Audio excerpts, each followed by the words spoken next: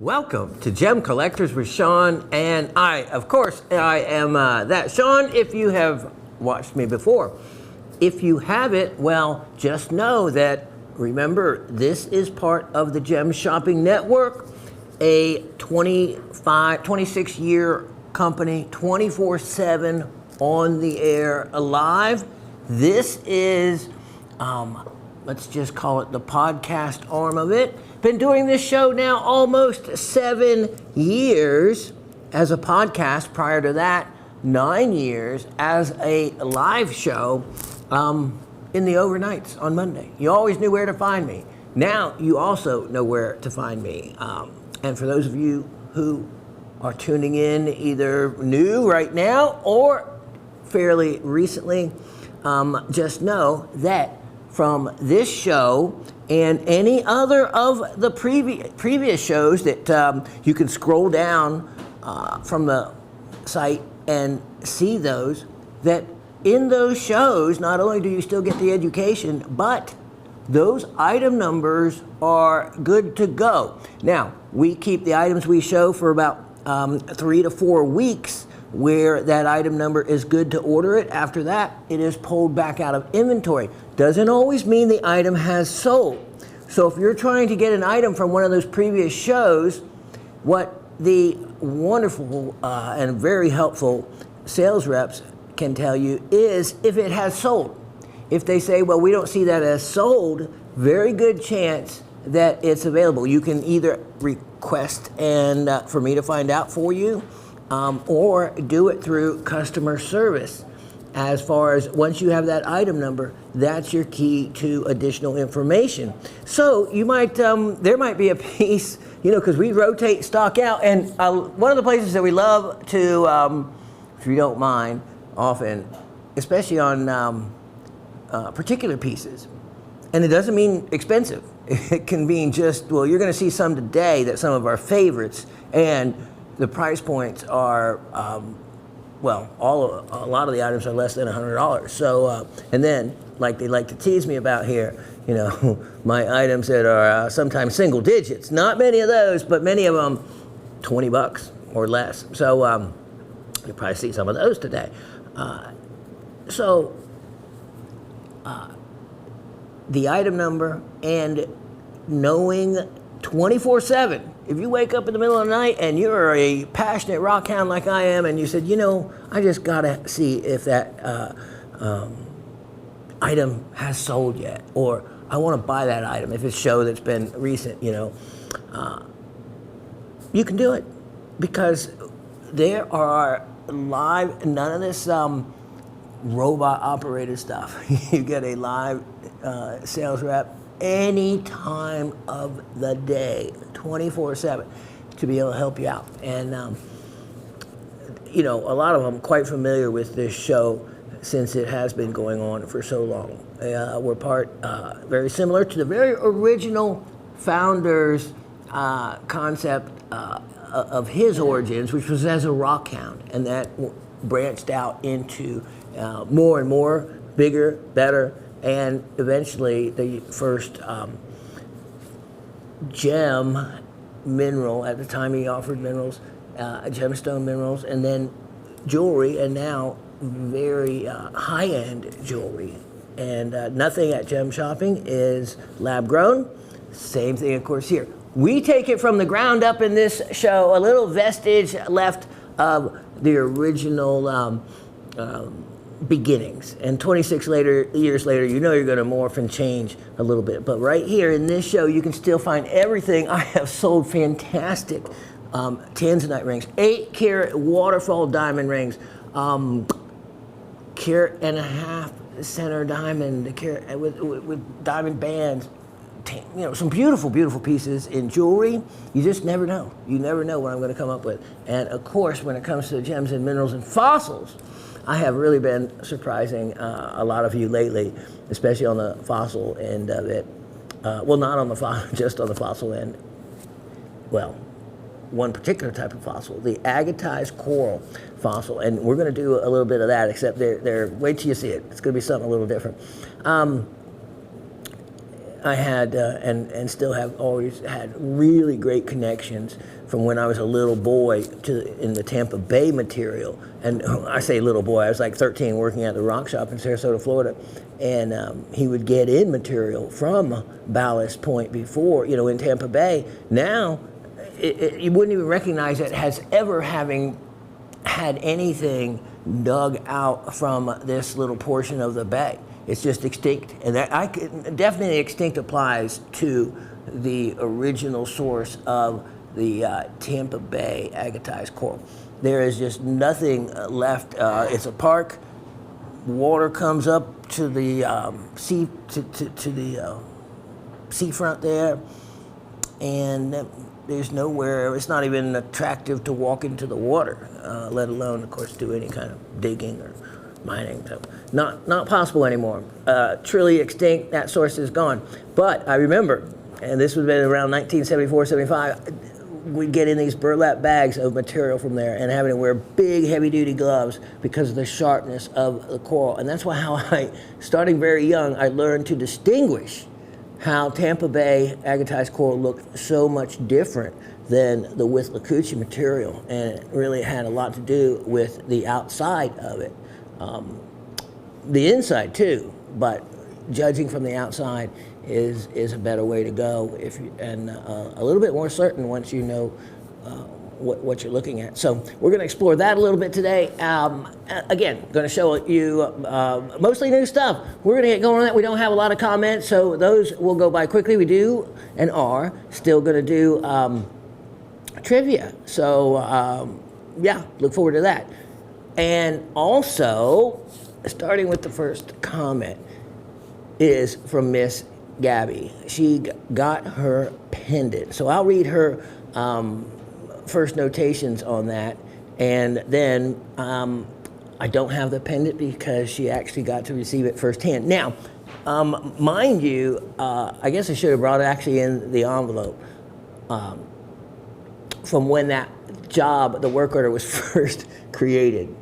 It was, I think now, over 1,275 total days or something. Anyway, that's what they reminded me of how long it had been. But again, through that course in time, Andrew, the wonderful wire wrapper, had gone through a broken arm for one thing, and you certainly can't wire wrap on that. So that had originally taken some time to get around, and then it just got kind of pushed back. And but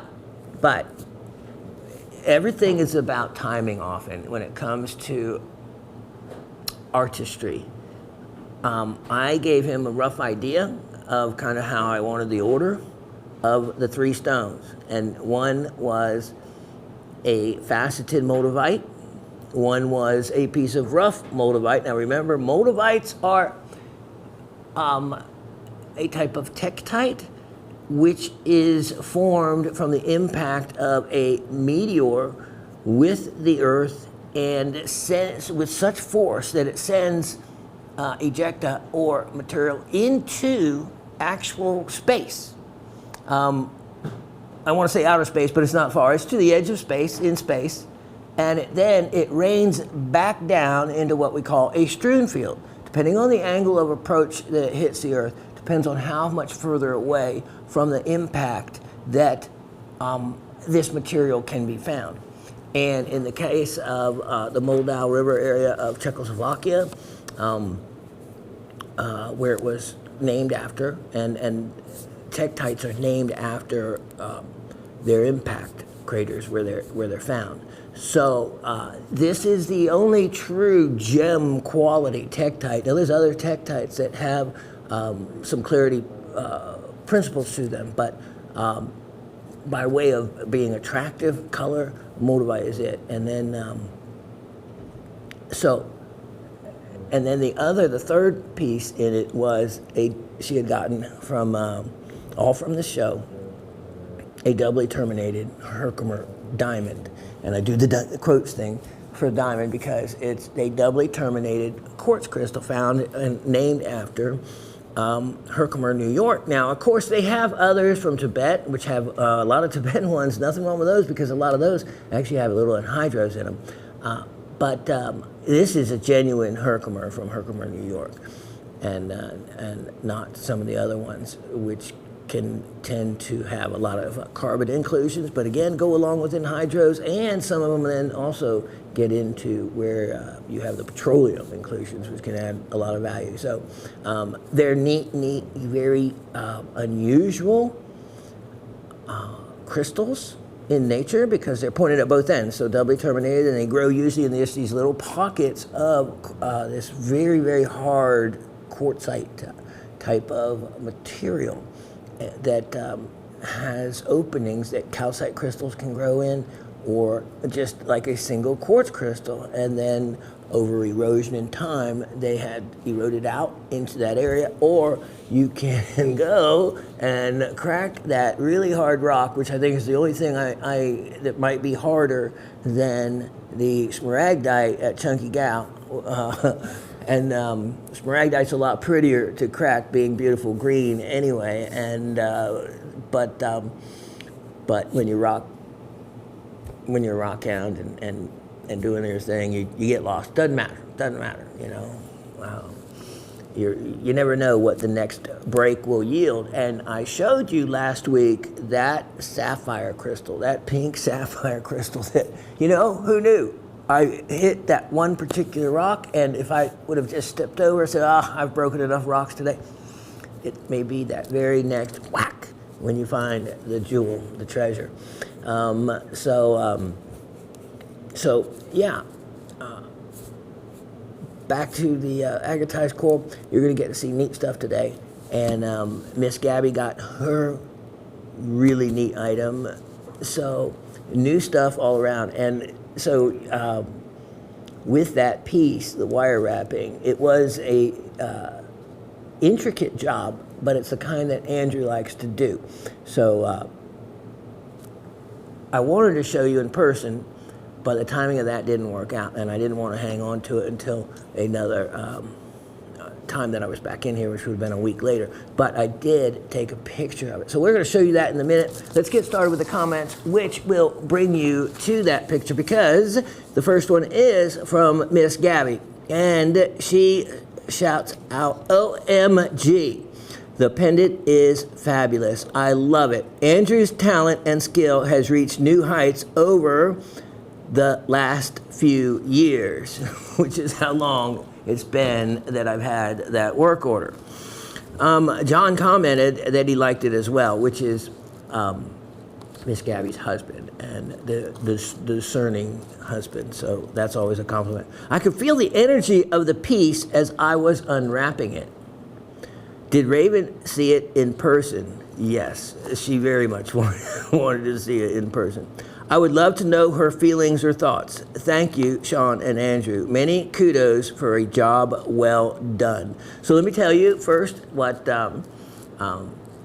Raven said about it, who has a jewelry store of her own push pinned on the walls of our bathroom. And I would normally say, what is that? But in an artistic household like ours, where pretty much, well, I don't think there's any visual site that you can look that you will not see rocks or minerals displayed in any, doesn't matter where you look, they're there. So we get a lot of energy from it.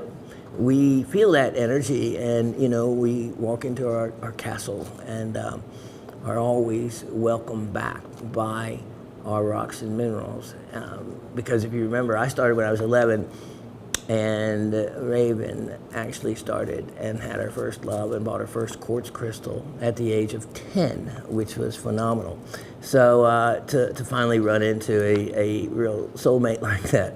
And so she's one to express herself through her jewelry. I have showed you, of course, pictures, not just pictures, the actual rings on this show, where she had me, before I'd ever even met her, did a long distance where she entrusted me, because I was referred by a trusted friend, to redo her grandfather's ring, which was an extremely rare, and to this day, extremely high clarity and quality, over 14 karat, slight color change, pinkish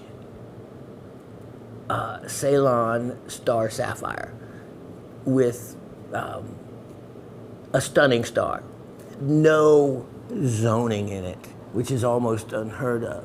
An incredible translucence. And I did it with hexagon cut diamonds that were with the ring. And this ring goes back to her family's heritage of family, I'm just going to say it this way, family money. They own the 7-Up bottling company and a separate brewery in Columbus, Ohio. Her grandfather did, and other large-scale businesses. So she was kind of like one of those trust fund babies, but worked all her life. Worked all her life from early on. And so she appreciates everything. And of course, all that good stuff was long gone before me. But her taste of jewelry is still there. And the thing about it is so there were some family pieces that she did in here. So she'll wear that incredible. She has another that we think is certified, would certify no heat Burma sapphire, and I've showed that ring and stone on the show. So she'll wear these immensely valuable pieces, and then she'll have her silver ring on every other finger of, minimal value, of course, relative to it, and others. And, but she'll have the most unique, beautiful silver pieces with unusual stones and things like that. She's got all the good stuff. I borrow from her. So when she saw your piece, I actually wrote it down, what her comments was. And now remember, those of you who've seen pictures of her can imagine, she is 5 years younger than I, and she used to follow the Grateful Dead. So she's one of the last of the original Deadheads, as they were called. And so really a old-time hippie, artistic, worked in the flower business for a long time. So yeah, it was a good fit on the hippie side as well. So with that said, what her comment was, she said, and I quote, and I wrote that, she also felt the vibes from it. She felt the positive vibes from what she said was the final frontier and Mother Earth embodied in one piece. And I thought, wow, that's how'd she come up with that? I always said I needed to put her on air, but yeah, because if you've had listened to me over any time, we've brought up, of course, the final frontier comes from Star Trek, and space and beyond. And with the Moldavite having been to space, and of course, Mother Earth is what the entire hippie concept and everything, and still to this day, the metaphysical world is centered around Mother Earth. So that piece, especially with the energy of the quartz crystal, which, and I have done that on this show, actually showed you the piezoelectric property of a quartz crystal by having a high enough end voltmeter and touching the voltmeter to a crystal and applying pressure, which piezo means applying pressure to the crystal, and you could actually see how much voltage some crystals generated, almost none, but some generated a lot more. And so doubly terminated Herkimer quartz crystals tend to have a higher vibrational energy, and that would only make sense. So, yep, she absolutely loved the piece, Miss Gabby, and she didn't wear it before you, but she also said, can she borrow it?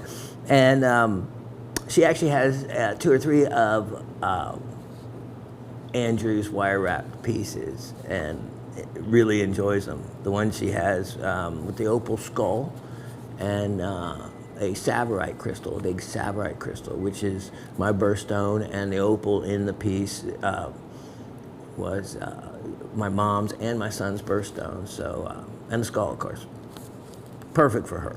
So, yep, she said she also felt the positive vibes of the energy of the piece, and she said it felt like it was the final frontier and Mother Earth embodied and coming together in one piece. So, very cool. We'll show you a picture of that momentarily. Miss Cindy in Pennsylvania says, hello, Rock family. Thoroughly enjoyed the show. So much information. Everyone was so enthusiastic and enjoying themselves from behind the cameras as well. Selling for 20 years with a smiley face. It is contagious when they are laughing and enthralled by the specimens as they were today. Excellent camera work on the amber. Trivia answer. Well, here were the questions. The question was, what, let me get that to have so I can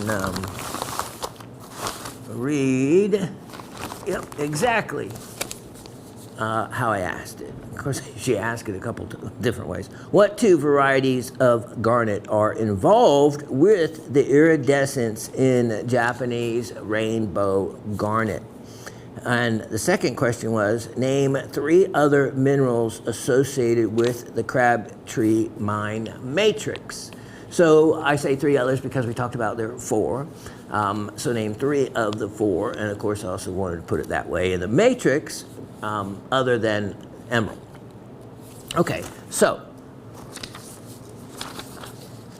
the answer on the first one is andradite and grossular garnet. And to go a little further into that answer is andradite only has, remember, has iron along with calcium in it, and grossular has aluminum along, and they have a slightly different refractive index. And the layers, of course, we're talking about nanometers, small, thin layers, can slightly alternate in the chemical composition. And as lamellae or layered formation, it is light striking that and the difference in the two, creating a multi-layer thin film light interference. And with that particular garnet, there are 2 ways. That's the one way it will form and create that wonderful rainbow play of colors. And the other one is the lamellar diffraction grating, which is the same as, if you know the species of different Lepidoptera of the Didius butterfly, that incredible, beautiful blue color. It gets those and reflects those color in some of the same fashion.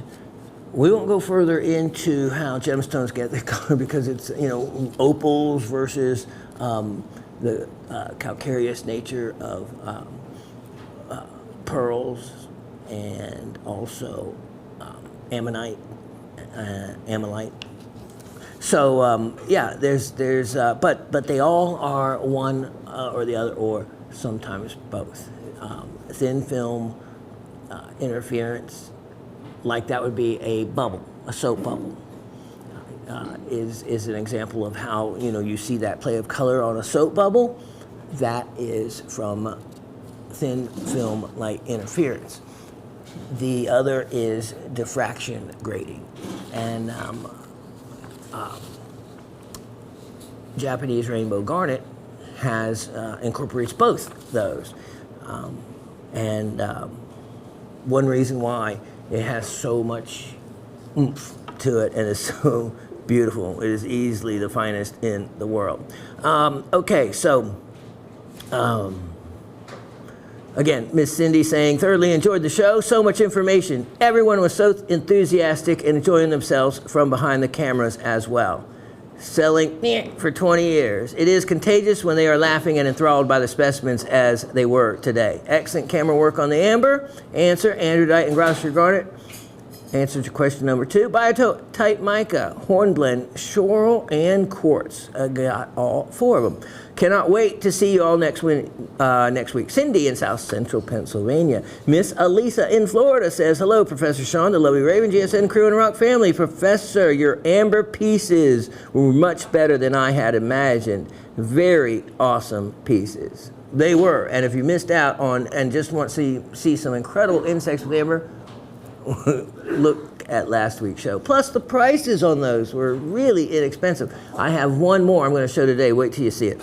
Answers to the questions this week: androdite and grossular, then quartz, biotite mica, schorl, tourmaline, and hornblende. Getting all 4 right. My favorite item of the week was the coprolite, and you and Asif leading up to it. I hadn't laughed that hard in a while. Thank you. Have a great week, everyone. Miss Alisa. Yeah, it was. Yeah, we had a lot of fun. That was a good choice. It was toilet humor. Toilet humor. And there is such a thing. Yep. We definitely have some toilet humor ourselves. Good, clean toilet humor. Yeah, the clean type, because remember, we were offering also, where can you get nephrite jade toilet paper holder? Huh? You're saying, what are you talking about? Yes, watch last week's show if you missed it, because, and it was a lot, it was one of the best values there. It was only $68. It was the only one I have. How much coprolite did you sell?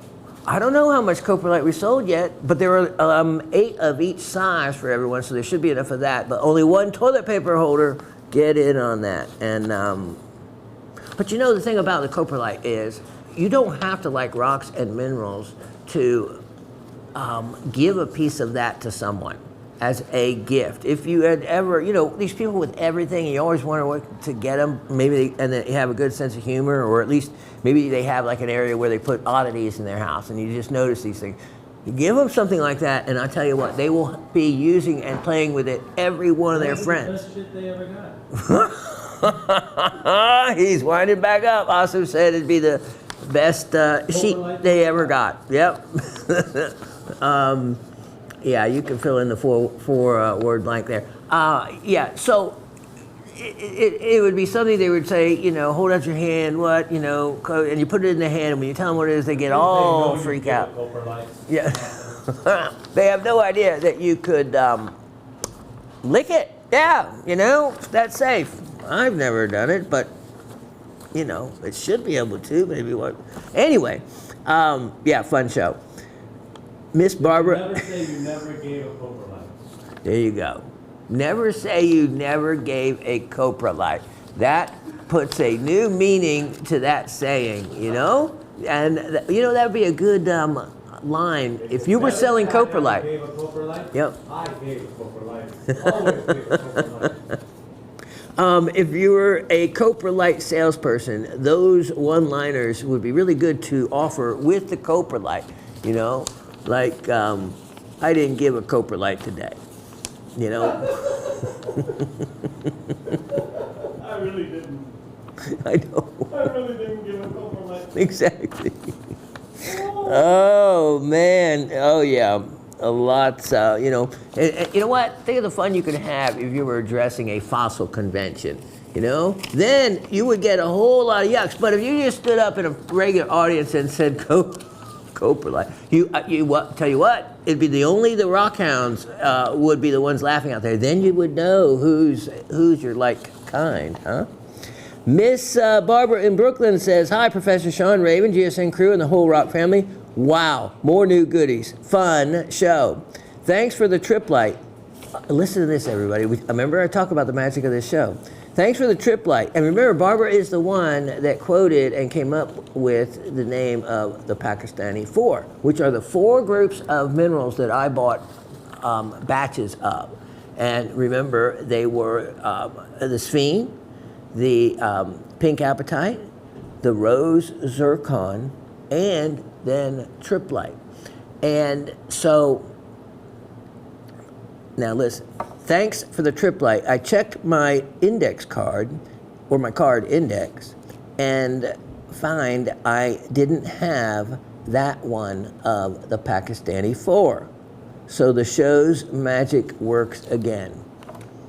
I mean, I would have no idea whether. I would have thought, when I saw this, like, she probably has a triplite, but she'll like this nice crystal. So what a great one to fill in that blank.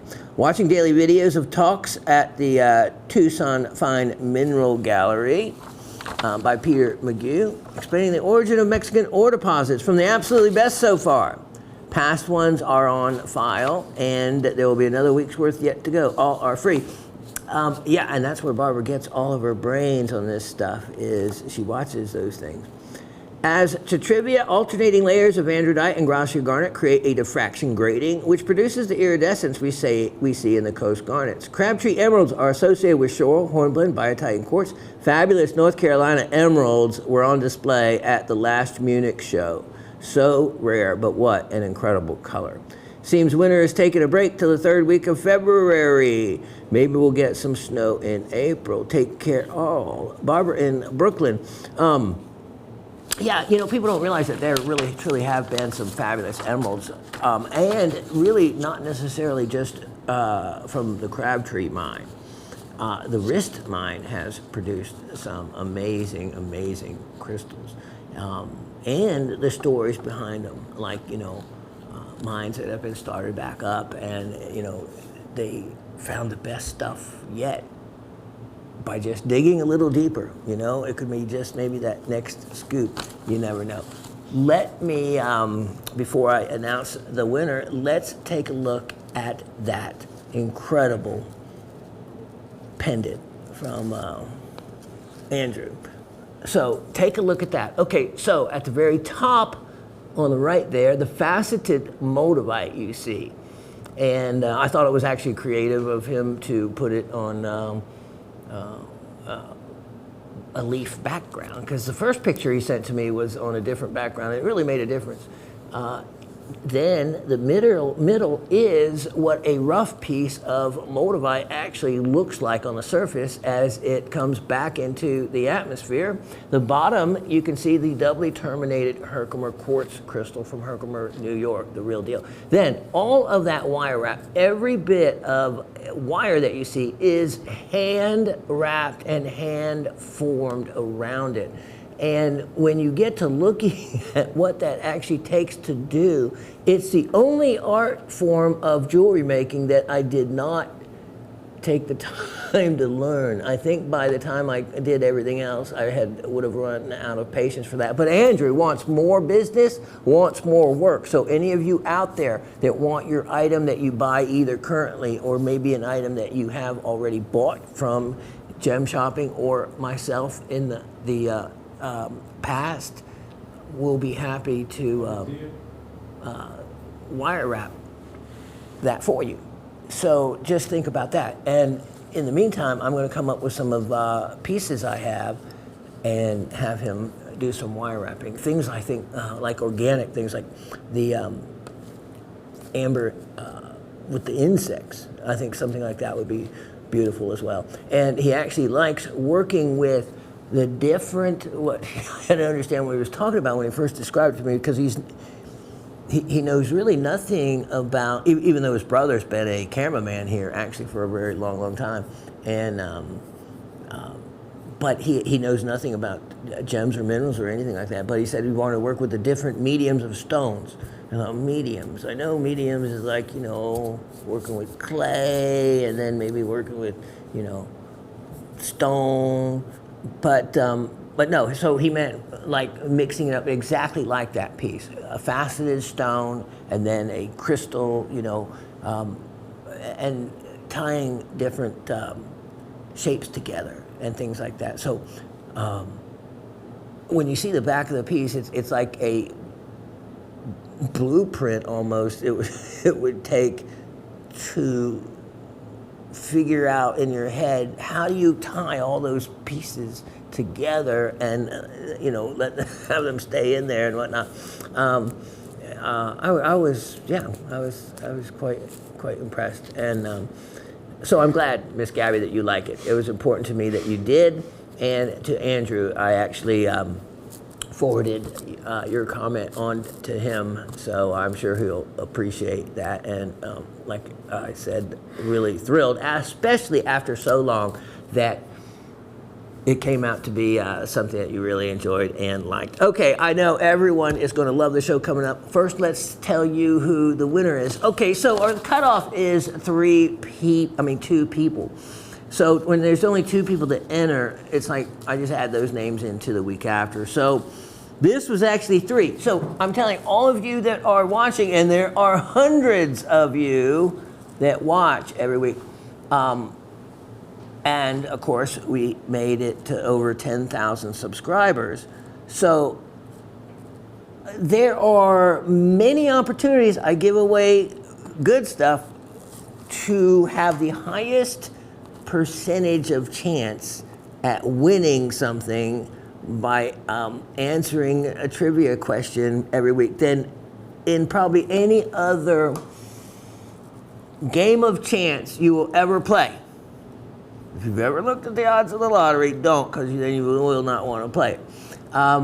So this week there is 3 people that have done it. Miss Gabby, she left a comment, and you can also comment without doing trivia. I just want to make sure that is clear. But if you want to get in and win something really cool and have a real high chance of winning it, because what we do when we get multiple correct answers, I usually have one of the guys that say, okay, pick a number between 1 and 8, or however many correct answers are in there, and they'll name a number and random, but it's the magic of the show where by random chance the right item finds the right person, like the trip light to Miss Barbara, and so it just works out, and it seems to work out pretty fairly. Sometimes people can have one back to back, but that's more when it gets to not as many people entering. So anyway, I encourage you to enter, but absolutely no reason to enter at all. And it is totally fine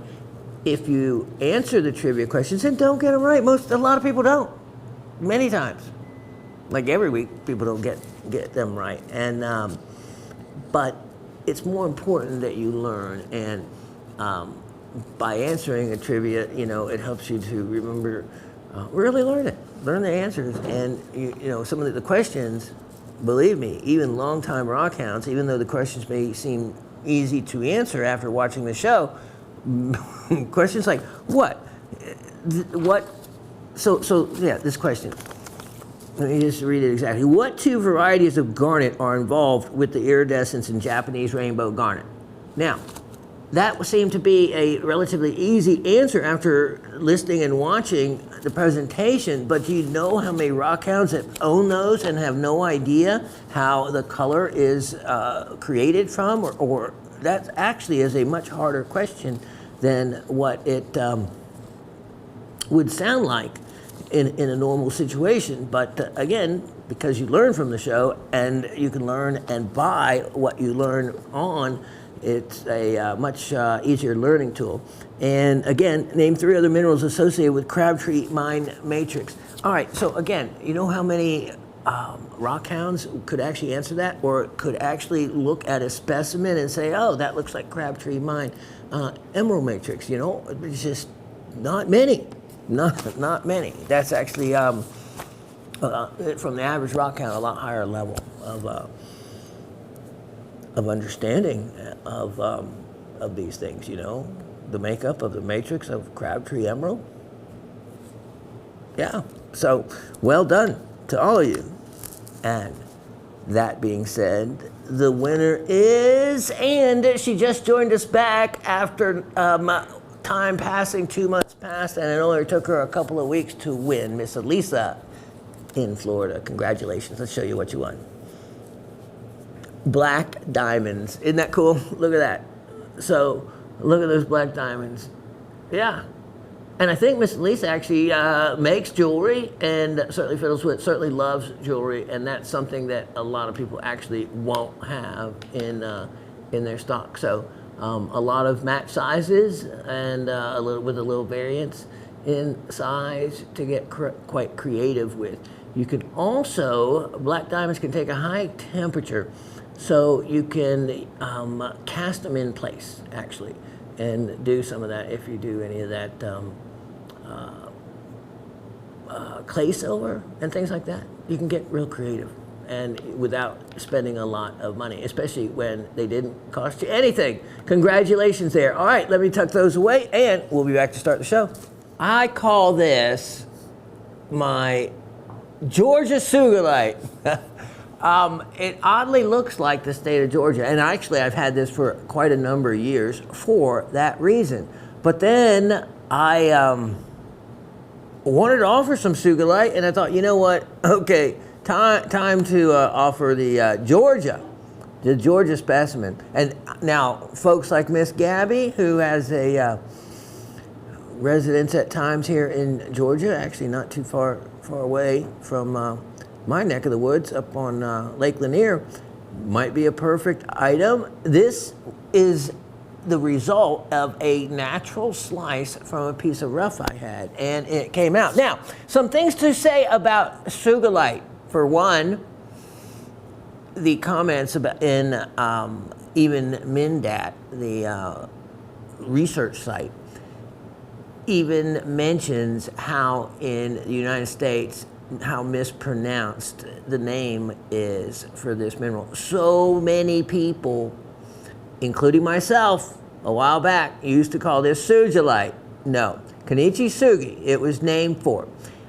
He was a petrologist in the first half of the 1900s and in Japan. And he actually was the original discoverer of this.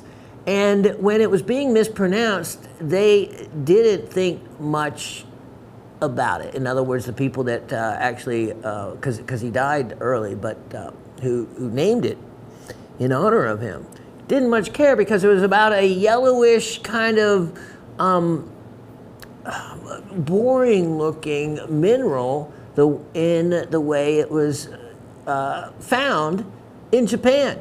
Well, let's just move the clock ahead decades and go to the incredible Kalahari manganese fields of South Africa and discover a gem quality Sugilite. Yes, that's when the pronunciation of his name became a bit more important, when it became a huge lapidary material. And I remember at first it wasn't all that expensive. Then it caught on. Then you had the jelly purples, the jelly translucent quality. Now, this is a thin slice, but I'll give you a little bit of idea of what that references. And I remember cabochons of this material that if I would have got in on them early, of course, you know, if people would have gotten in on Paraíba early, they could have made a lot of money also. But yeah, then those, just like gem silica, the price really skyrocketed on the really nice high quality of this material. But friend of mine, I've worked with him where he had just a couple hundred pounds of this material, and to see it in large chunks and be able to have the opportunity to buy it in large pieces was quite a lot of fun. But it was not inexpensive when you add it up. It sounds maybe not too bad per pound, but a single piece tends to be heavy mineral content in it. So one piece could be 5, 6, 7 pounds, and weighing a lot more than what you'd think. So let me show you. I'll just backlight this a little bit, and look at that. See that color there? You can really see some of the why they call it like a grape jelly type of translucency here. You have often agarine is the black mineral in it. Richterite can form in it as well. Here is the thinness to it, 1.7 millimeters. This is still thick enough if you wanted to cut cabochons from it. Also, you could just drill it and make it part of a you know, slab. Well, I call them the indoor wind chime type thing. This, I just had spray coated it lightly with one coat of some enamel spray, but it could use, if you used another coat, it would fill in and clear up where you can see I put some bubble wrap or something against it too soon. Yes, the perils of Shawn's slice polishing there. Opportunity on price on this unique piece is a really good deal because there just doesn't seem to be much of this material around, and it would make a great ornament on your Christmas tree there, Miss Gabby. $48. Only $48 on that one. What a fun piece. And again, I don't know. I'm probably silly. I'm going to be in Georgia, you know. Unless I get really hooked on the diamond mine, whenever I get to go there, I really want to go to Arkansas. And there's something pulling me there. So it's just this drive. I feel like I'm going to find something. I really do. And I told Raven that. I know and have sold and have worked with so many diamond crystals and done so much prospecting in that type of environment that I don't know. I just want to go. I want to find some diamonds. Anyone want to fund my knowledge? Then we could all come back with some diamonds. Wouldn't that be just a hoot to do something like that? I have been to many, many states, been to 6 continents. I have never been to any other place in Arkansas except to a Zale store when I did the diamond remount program at 21 years old. I've been to West Memphis, Arkansas. Didn't even know there was such a place. But right across the Mississippi River from Memphis is West Memphis. It's kind of like that Kansas City, Kansas thing, or Kansas City, Missouri.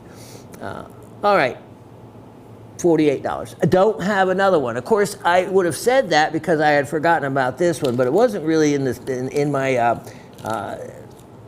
idea to sell because of the Georgian. But I thought, no, you know, time to share it with another Georgian or somebody that wants a good deal on a piece of Sugilite with the hard G. Don't forget it. You'll show your knowledge and other people's lack of actual pronunciation knowledge. Because who likes their name mispronounced? Even if you're in the ground dead, I guarantee they want you to pronounce your name right when they're looking at your gravestone. Item number 115-9624. Let me show you something here that, again, told you we'd be getting to the good stuff. All right, hopefully you can also see this unique other trait this has. This is, for one thing, incredible amethyst, and with beautiful banded agate around it. And I want to make sure that you can see the amethyst part of this. And there we go, that's showing the amethyst a little bit more. And also then you have some goethite crystals in it. These Oko geodes, you've seen me offer them for sale before.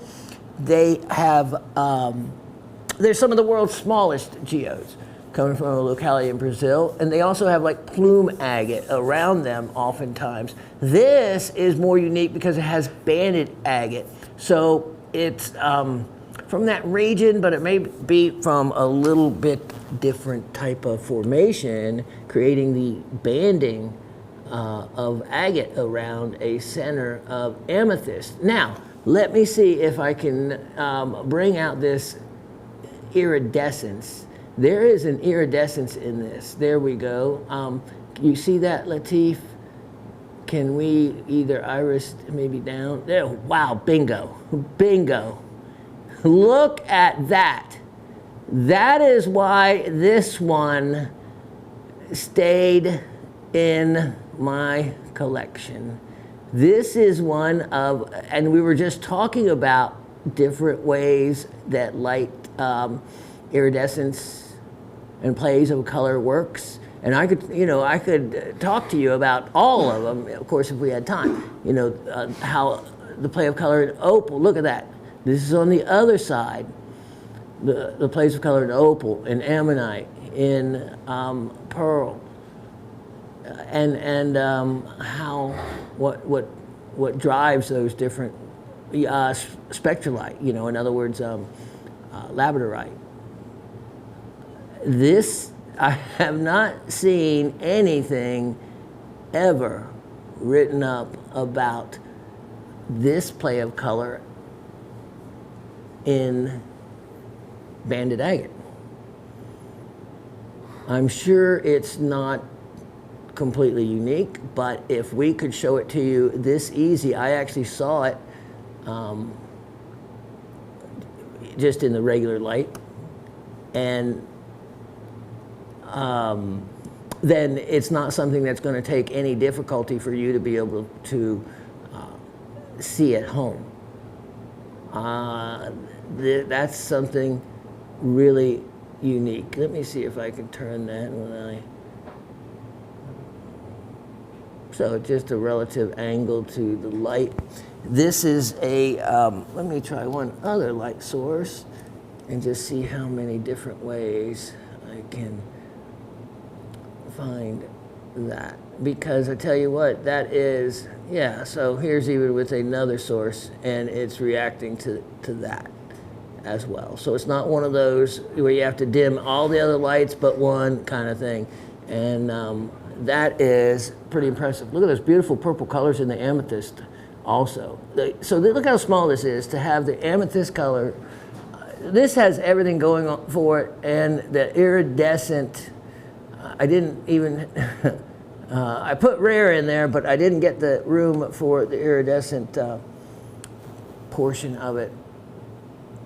A real unique piece. If you collect unique one-of-a-kind items, this one would be certainly, what it takes for that to occur would be, remember the lamellar diffraction grating, so layers.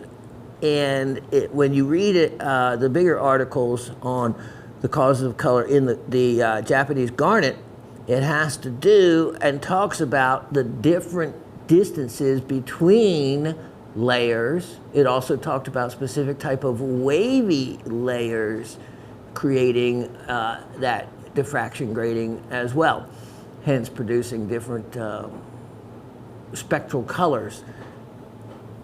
So the banding obviously has something to do with it. And wow, how neat is that? And look, it stops only at a certain point. So where the banding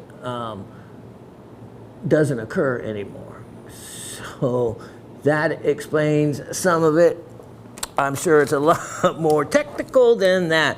All right, I have an opportunity on the only one I have ever seen like this,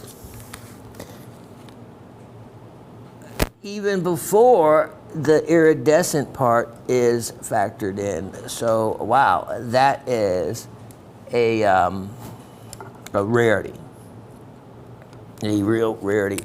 And if you like it, I wouldn't even know how to value something like that, but it has to easily be worth, for the uniqueness of it,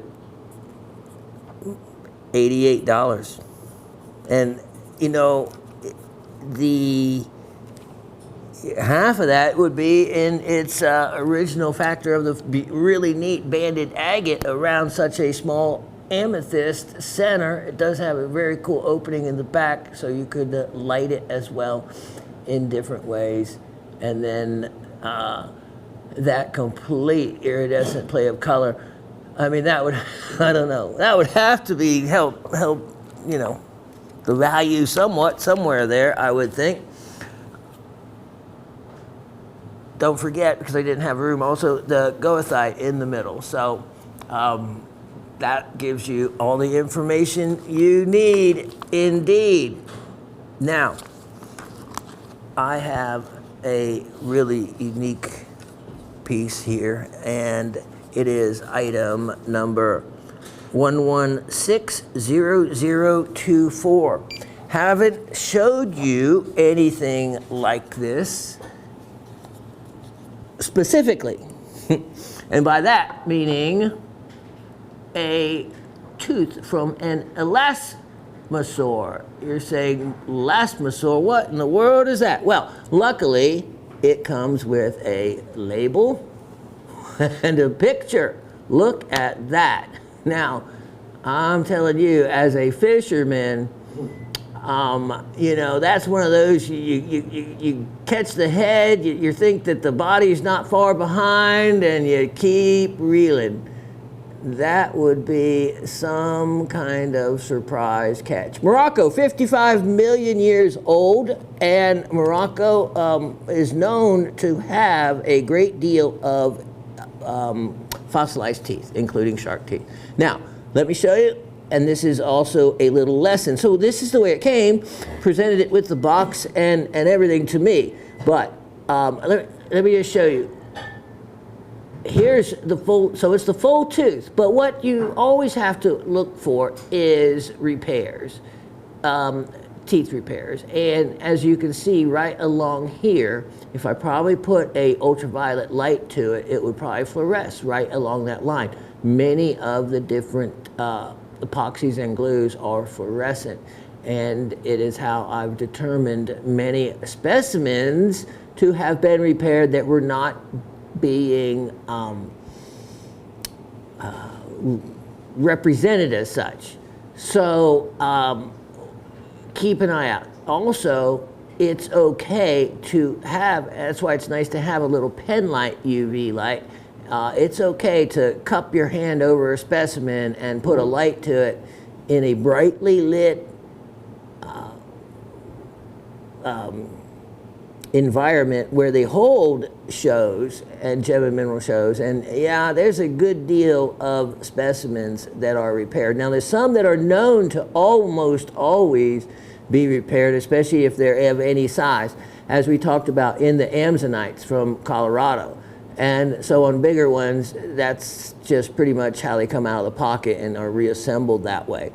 But again, many times, because it's like, it's not mentioned, just like heat treating on rubies and sapphires, it's expected or assumed that it has been. Just like with emeralds, you don't say oiled emerald when you're saying it's, you know, you're offering an emerald for sale. It is assumed that that has been done and accepted in the marketplace without having to actually represent it and spell it out specifically, things like that. So, but if you're a higher end dealer, you should know these things that would work in any specimens that are assembled like that. But if you're just more of a common rock hound buying a $50, $75, $100 Amazonite specimen, you're not going to really expect it to be repaired because you don't realize the level of commonality that is done, and to what specimens that is done to more often than others. So in that respect, it should almost be pointed out by dealers. Now, other dealers that are at a higher level, it's one of those things, caveat emptor, buyer beware. In other words, it's on the buyer to have the knowledge to be able to recognize or determine what something is. That said, it is completely acceptable to verify that by using an ultraviolet light on a particular specimen. Of course, you would ask them, if you can check the fluorescence. Just, say you collect fluorescent minerals and you're just checking for fluorescence or something, that's not going to damage a specimen. And what it can reveal as you can cup your hand. That not only shields the view, if it has been from the dealer that might be watching, but it also darkens the specimen, which you would need to have some kind of darkening, or you're not going to be able to see anything fluorescent, even if it's an orange calcite. So just some tips on that, because again, this was sold just as it wasn't represented as being repaired, but many of the mosasaur teeth are, and so it would follow that the lasmosaurus teeth would be as well. But that is okay. It's in a cool Riker mount box. It's nicely displayed. No one else is going to know that, but of course I am going to share that with you. This is one of the teeth that are much harder to find, much more rare to find. And so for that reason also, it's a neat piece. And again, with the box, you know, people look at it through the box. They're not going to hold it by hand, and so for that, it's not going to be able to be seen anyway. But again, that's why I am going to tell you and point it out to you, because that's how you learn. And all right, so all that said, you get everything for the whopping opportunity price of $24. Yep, only $24 on that. And okay, so that actually has pins that go in the side, just showing you so you know right there. So let me go ahead and pin this back together, and I'll be right back. Look at this. This is a remarkable size ant. You can already see, relative to my fingertips, how large that is. Like I had mentioned last week, the specimens that you see offered for sale on the internet, I looked, and one, I was impressed with it. I said, look at that. Then the fine print said this was filmed using a microscope, and that the size, average size of the insects being offered was around 1 to 1.5 millimeters, which is around the size of a 1-point diamond, if you know how big that is. This is, especially compared to the insects you normally find, very large. And then let me show you, like, relative to tweezers, since you know the size tweezers are. Look at that. I think this is around 9 millimeters long or something like that. It was a quarter of an inch is 6 millimeters. Yeah, so this was well over that, and easily visible with the naked eye. And this is a thinner part. Now remember, the amazing Baltic amber is some of the most desirable amber for insects, much more so than the Dominican Republic. And when you look at this, remember, this has no indication of heating. They generally don't, because the insects could explode, melt, do other things. Remember, with the spangles, that's those reflective discs, is the way to tell amber has been heated. I don't see any of that in any of these. If you want other samples of these ideas, if they haven't been sold, last week we showed like 4 or 5 other amazing insects in amber, some of the finest specimens I have seen, and then this one I just ran out of time to show. There is actually, yeah, I have in there 9 millimeter ant. Yeah, so that's huge. 9 millimeter is huge. Now, I'm going to flip this over in a minute, but I'm just looking at some of these other spots under magnification you may find are additional insects. So let's look up, back up in this corner from the other side. Yep, there we go. So let me turn him and orient him around. Okay, so yep, this is the way he would be biting the end of your finger right there. And look at that. Let me highlight the front for a moment, and then backlight him. And you can see again his, let me get my little pointer here for just a moment. You can see, of course, here is his abdomen, the back end of him, and look at even the antennae that coming off of there. And here is the head this is so well detailed. You know, you just wonder what DNA it could hold. Just like the Jurassic Park movie and, you know, the blood of the mosquito, I see that as being very possible, especially as technology advances.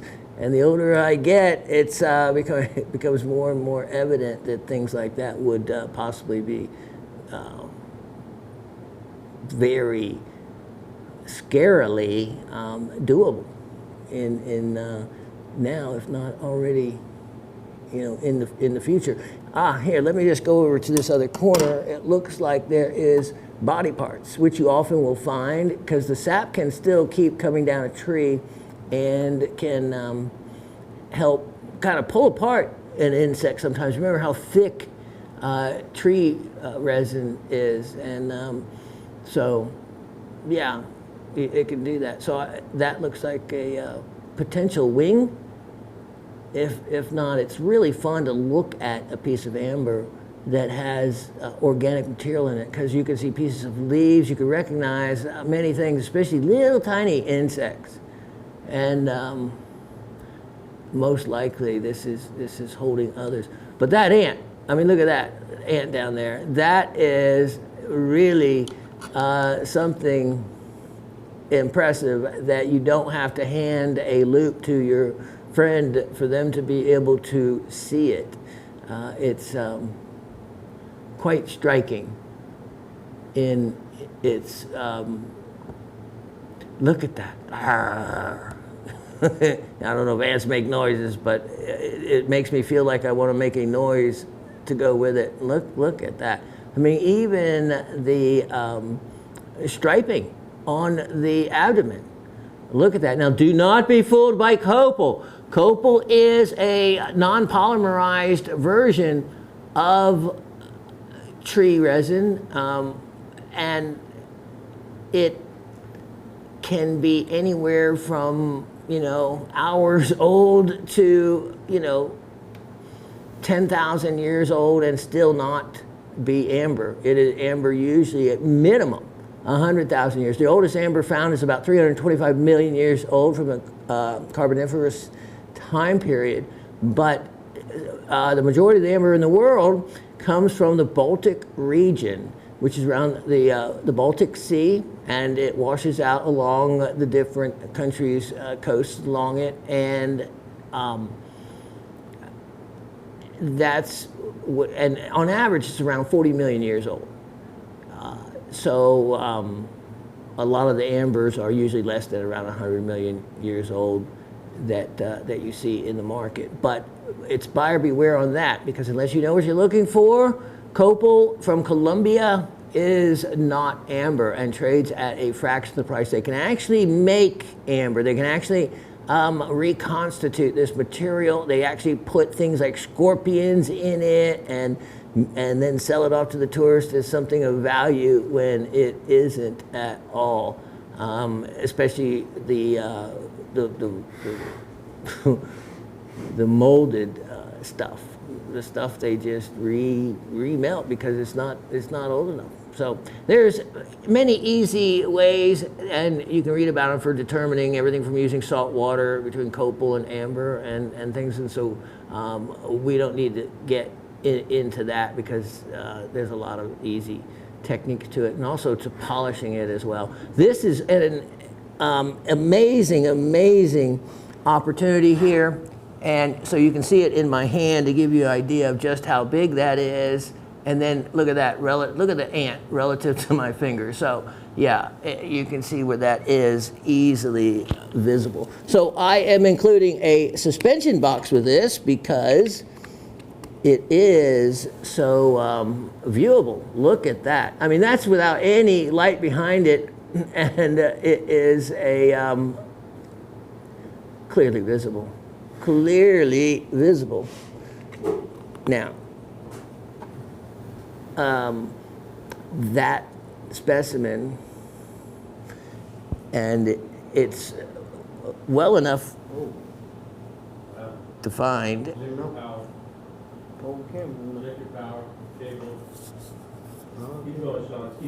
that it's well enough defined that you could actually figure out the variety, I would think, of ant. And because the way they usually determine that is through, size of the abdomen, type of mandibles, and all that. And every bit of that ant, front and back, is able to be noticed and quantified against existing known specimens. So a really cool piece indeed. And it's something that I've enjoyed, and one of the nicest items I have had by way of amber ever that would be affordable. These type of items can go for big money. And the nice thing about that piece is the front and back visibility, because you can get a piece, an insect that's visible from one particular angle, and then the piece of amber may be too thick to be able to be viewed from the other side. And so the bonus to that is that it is a double-sided piece of amber with a huge insect. So I look at things like that over all the years as a buyer as an extra bonus. So let's take another look, and you can see again that large ant is easily visible from both sides, which is a rare specimen, because so many insects are found in a larger piece of amber, and they don't cut all the amber away because they may be cutting into other insects and whatnot. So it's a perfect piece because you get the full view benefit of the entire insect. And to an entomologist who would be studying the type of that, actually returned that way, it's actually a diamond shape. I just kind of noticed roughly. For an entomologist, that's what you would need to really identify the insect and get, and for me, this is a cross between a fossil and a gemstone. Also, those of you that are fluorescent collectors, yes, this amber has a beautiful fluorescence like the Indonesian amber, and that to me is an extra oomph for it. So anyway, opportunity on this one, only $118. Only $118, and that is a definitely great piece. Now, if you look at those other amber pieces from last week, if you're trying to make a decision, and they're all less expensive than this one, but you'll be able to see why this has, why it's more than the others, even though some of those other insects quite large as well. Let me show you item 1160-124, 1160-124, 1160. You said 1106 first. I'm sorry, 1160-124. And look what that gets you. This is one of the snazziest, if that is a word to be used,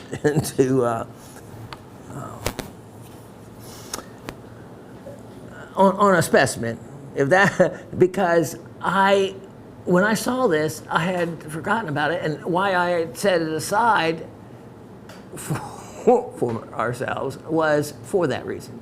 It's snazzy, because these are very cool, great shape for barite, and they are sitting there as a cluster of barite on some really beautiful, fine quartz crystals. And the clarity of the barite is really clean. You have these classic barite crystal forms, and you have a lot of different shapes to them. In other words, you have more just square ones right down in here. Then you have some of those textbook shape ones there as well. And then look at this one, okay? Look at the form of this one. Some of these, I don't know, just the quality of the barite in this one is like no other. Now look at this. Hold on, let me just see something here that I just noticed. Look at this crystal right here. And look at this inside of it. This looks like a phantom formation. Well, there you go. Look at that. Look at that. So, what is that? You're saying, well, that's what we're watching you for, Shawn. You're supposed to tell us. Well, I tell you what, I just spotted that right now. And that's what's neat about this show and the cameras is there are discoveries that due to angle and lighting, I don't see at home and miss them. And that's why I always tell you to check these things at home. You may find, how many times have I said I haven't checked such and such a crystal for anhydrous and whatnot? And I mean it. So or remember those epidotes, check them for sphenes, and I showed you what you're looking for, and the zircons in them. There's some great things I didn't discover until later, after the fact, or not at all, because it's waiting for you to discover them. So here is a series. It looks like actually a couple of different, you can see some black outlining of another phantom right there. And if the barite was in those color ranges of the white, I would say, well, it's another barite. Watch your mic there. Keep going. But I didn't see any white barite here, even though it could be, by way of the angle of the corner. Either way, it is a phantom formation. A phantom formation. And the wire hitting. I'm leaning on the mic. The mic pack might be hitting from. that is a Keep going. unique extra little bonus there, because I'm not going to change the price. I'm going to make this one only, wow, how about this? $48. $48. Let me wrap that up well, and I'll be right back. You have not seen what I am showing you. I have kept this to myself. This is manifestation quartz, or basically a crystal within a crystal. And this is a natural piece of quartz crystal. In other words, it hasn't been polished like the cabochones I showed you, not in last week's show, but I think the week before. If you want to see some stunning crystal in crystal or manifestation quartz, you need to look at that show and find something if it hasn't been sold. Now, this has several different quartz crystals. For one, did you see that incredible iris on this crystal? Follow that crystal. You can see it, how it, I want to say stabs this other crystal, but point is that one grew around the other. And the geology to how all this occurs would be quite interesting to see how all this occurs and what happens. Now, look down here. Let me see if I can get another finger here. Let me pull this over. Okay. Now, you can see there are multiple crystal penetrations, and you can see, like right here, there is a, let me try to backlight this a little bit. Excuse all my, it's like I need 3 hands. All right, so you can see through the different focal planes, and as I turn this on the side, because some of these look like they're on the surface, but no, look at that, completely flat. The crystals you're seeing here are within, look at that one, within the quartz. So if you look at the tip of that and you look at it from the side, look at that, see that? Completely flat.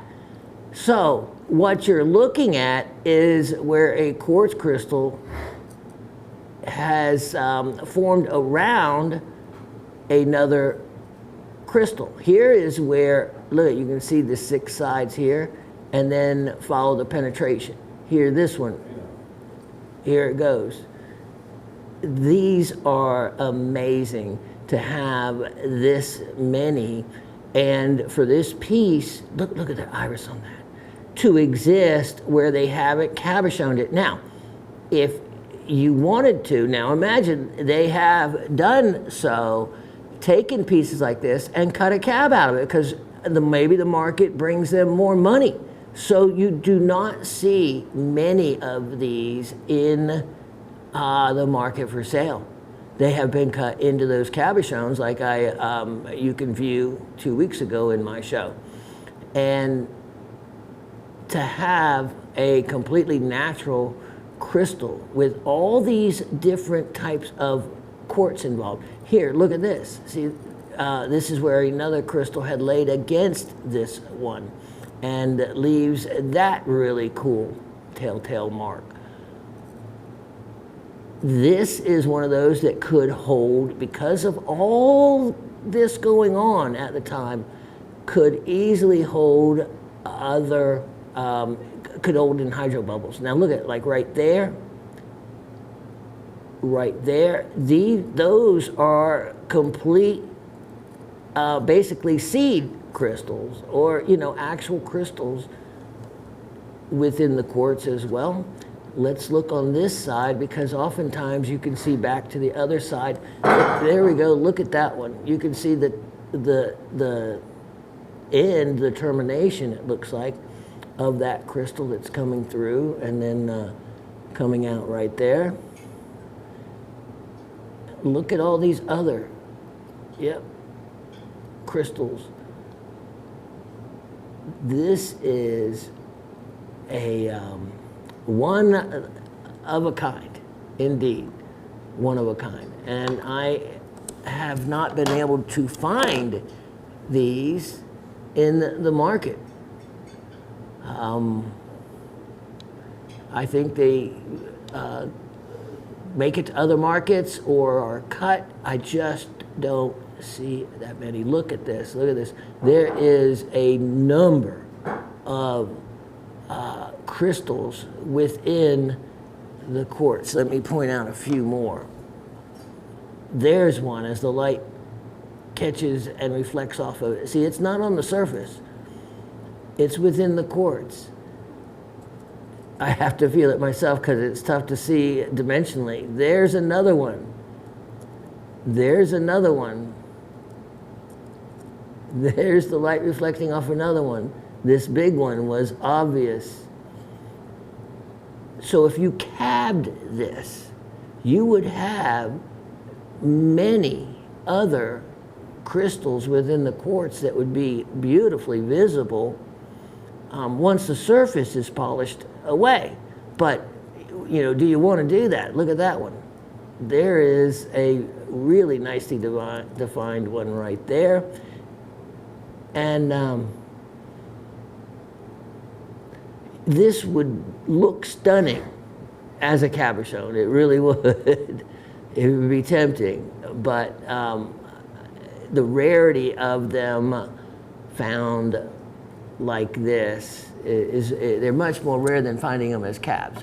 But the jeweler, the custom goldsmith, loves working with them as cabs. The rockhound loves collecting the cabs because you can see right into them very easily and look at the other crystals and what they have inside of them. You can see on the, there's so much other distractions and light reflections off of everything else going on here that they're not as visible until you really see what you're looking at. And from the outside. But still, they're still not going to be as visible as if they were cut as a cabochon. Look at this. Look at these other crystals on the surface here. So as a quartz collector, there is a lot going on the surface, not to mention the interior. So this is an outstanding specimen, even, you know, if it only had these exterior terminations of quartz. But when you look at how many completely enclosed crystals inside, and then the partially enclosed with the part showing externally, that is extra bonus. And then, now I've just, let me see this, with the reflection on the light here, it's kind of neat to see this, nothing is above this. So that's a crystal going from here to the inside. And that is a negative impression. That is a exterior crystal. There is so much fun. All right, so this beauty, again, represents the only one I have ever had of a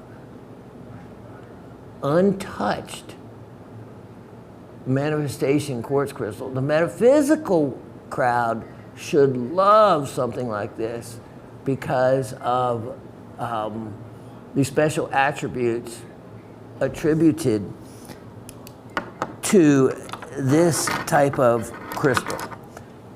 And let me show you one other really neat thing. Look at this. This is a negative impression of where a crystal terminated right here, but it wasn't a bonded termination.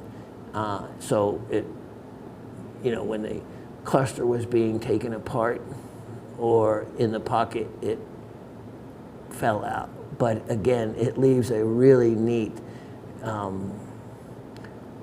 geological and crystallographic impression left there. All of this is. So anyway, that needed a moment shown because I've never shown or offered anything like that. You can see the original hexagonal shape to it.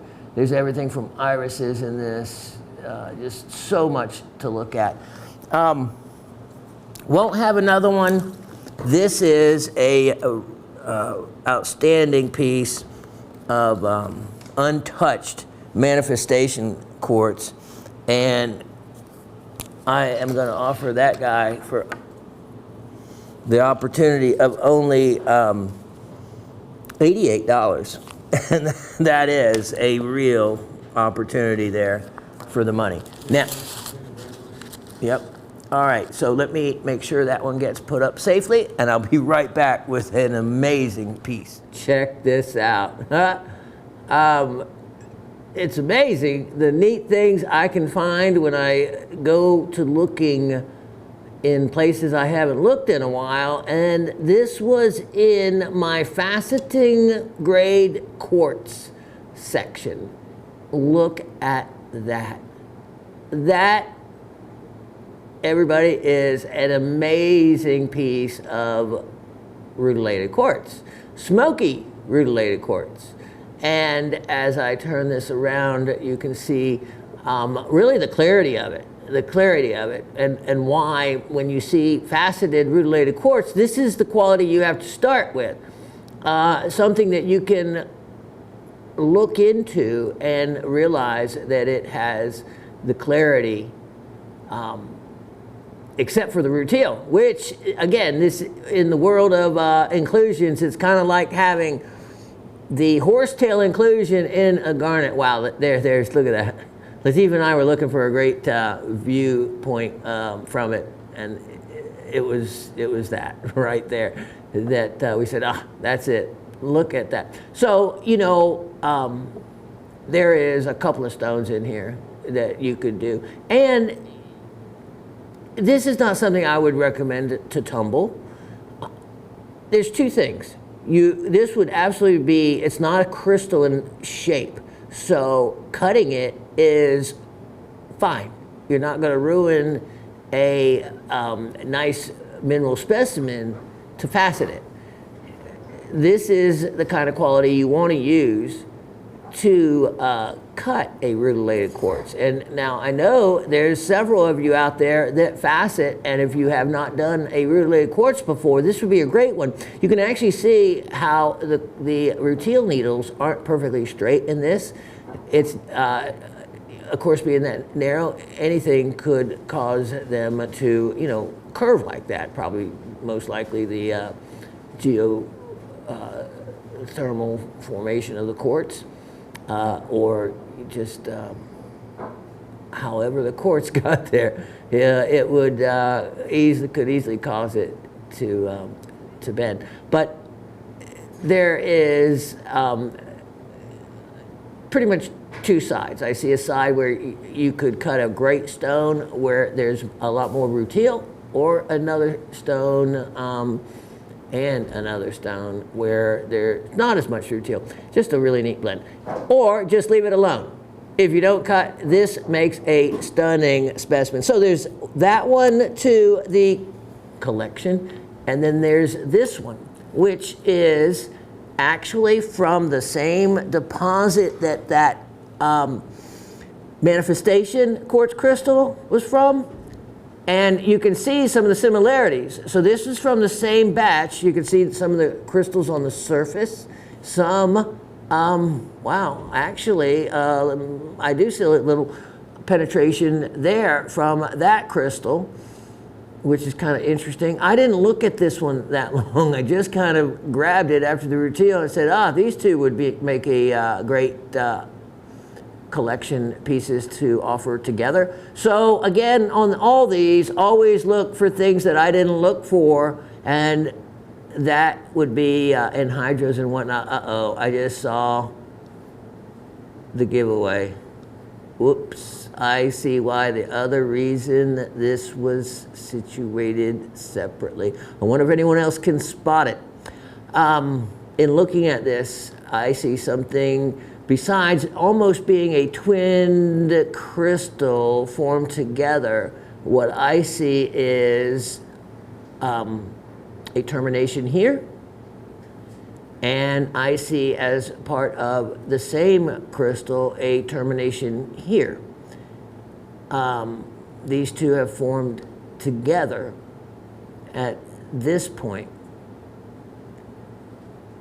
If you consider them separate along these lines, you have a termination here, and then the same crystal, its termination is there. In other words, it is a doubly terminated potential type of twin crystal. Yeah, look at right down through here. So they also sometimes call other ones daughter crystals. I don't know exactly. Look at how that has formed on there. But this one would be doubly terminated, and then this one terminated here, its other termination there. So that's why I had it set aside for myself, because of its very unique type of formation. So anyway, there could be absolutely other crystals inside this. I see potentials. I'm not going to look, because if I do, would either pull it from being sold or have to change the price from what I have it at. And once I tell you the price that I have, look at that iris right there on that one crystal. Or,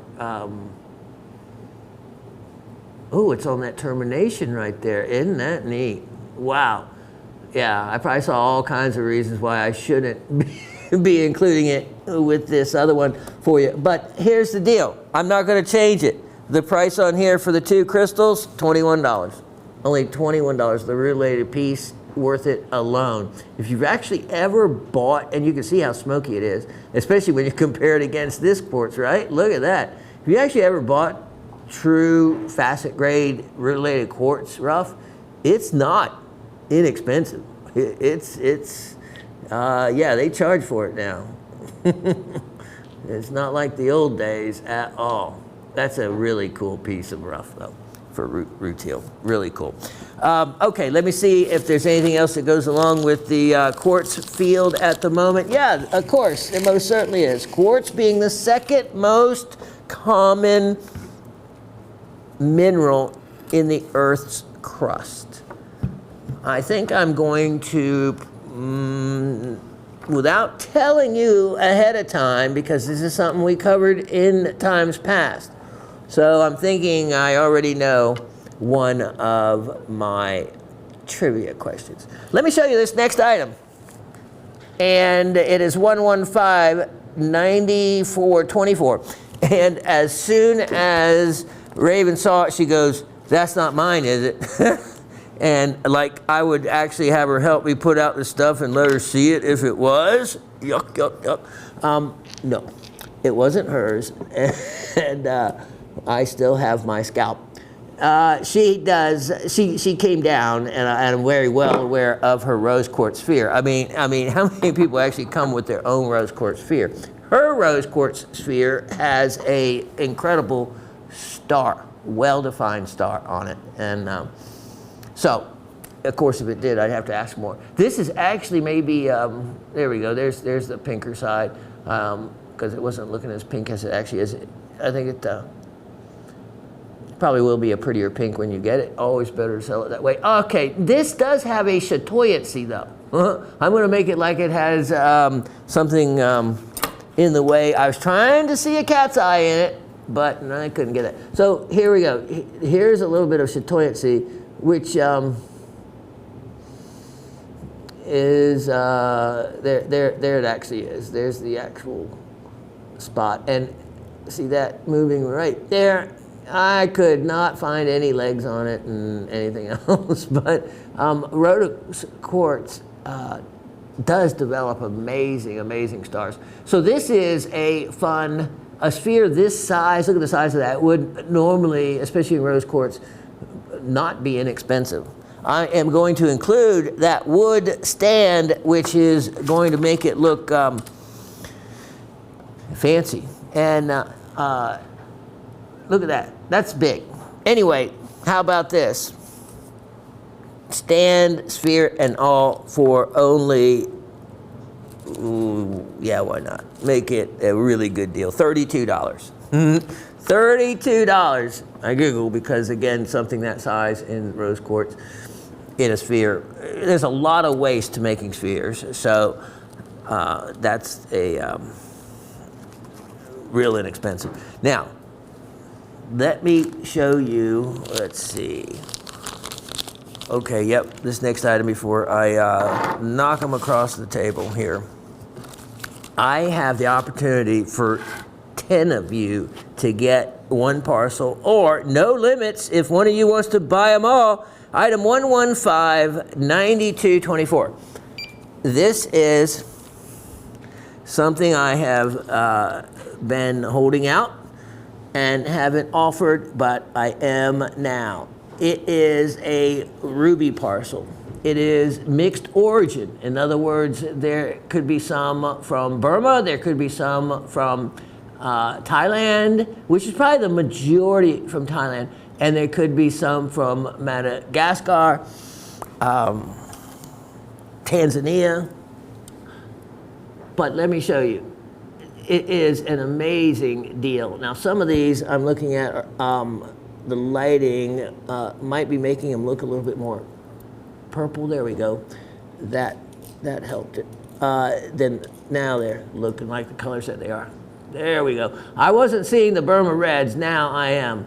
Not saying that the one I'm picking up is necessarily Burmese, but you start getting into those kind of colors, and you certainly think, well, it can't be Thailand. I spent 3 weeks in Kanchanaburi and going all around Thailand, and familiar with the goods offered that are mined in Thailand and Chantaburi, familiar with the goods, of course, in Burma. I also was in Burma. So like this, it looks like more of a Burmese color than a Thai color. Look at the quality to these. Some of them might officially grade. Look at that as a pink sapphire, but if you go by Asian standards, anything in these color ranges, it's acceptable to offer as ruby without it being being called incorrectly. Most of these are native cut, and you can see these. So some of these, like that, it has plenty of room to recut it. Look how thin the crown is. It's almost all belly. In other words, all pavilion. So with that, it could easily be recut, even though it's amazing that they get the brilliance out of them that they do. But yeah, it would be a lot of fun to have corundum of this quality to not practice on, but actually cut the stones from. And basically they're preforms for you if you're a fastener. Look at the clarity and quality of that.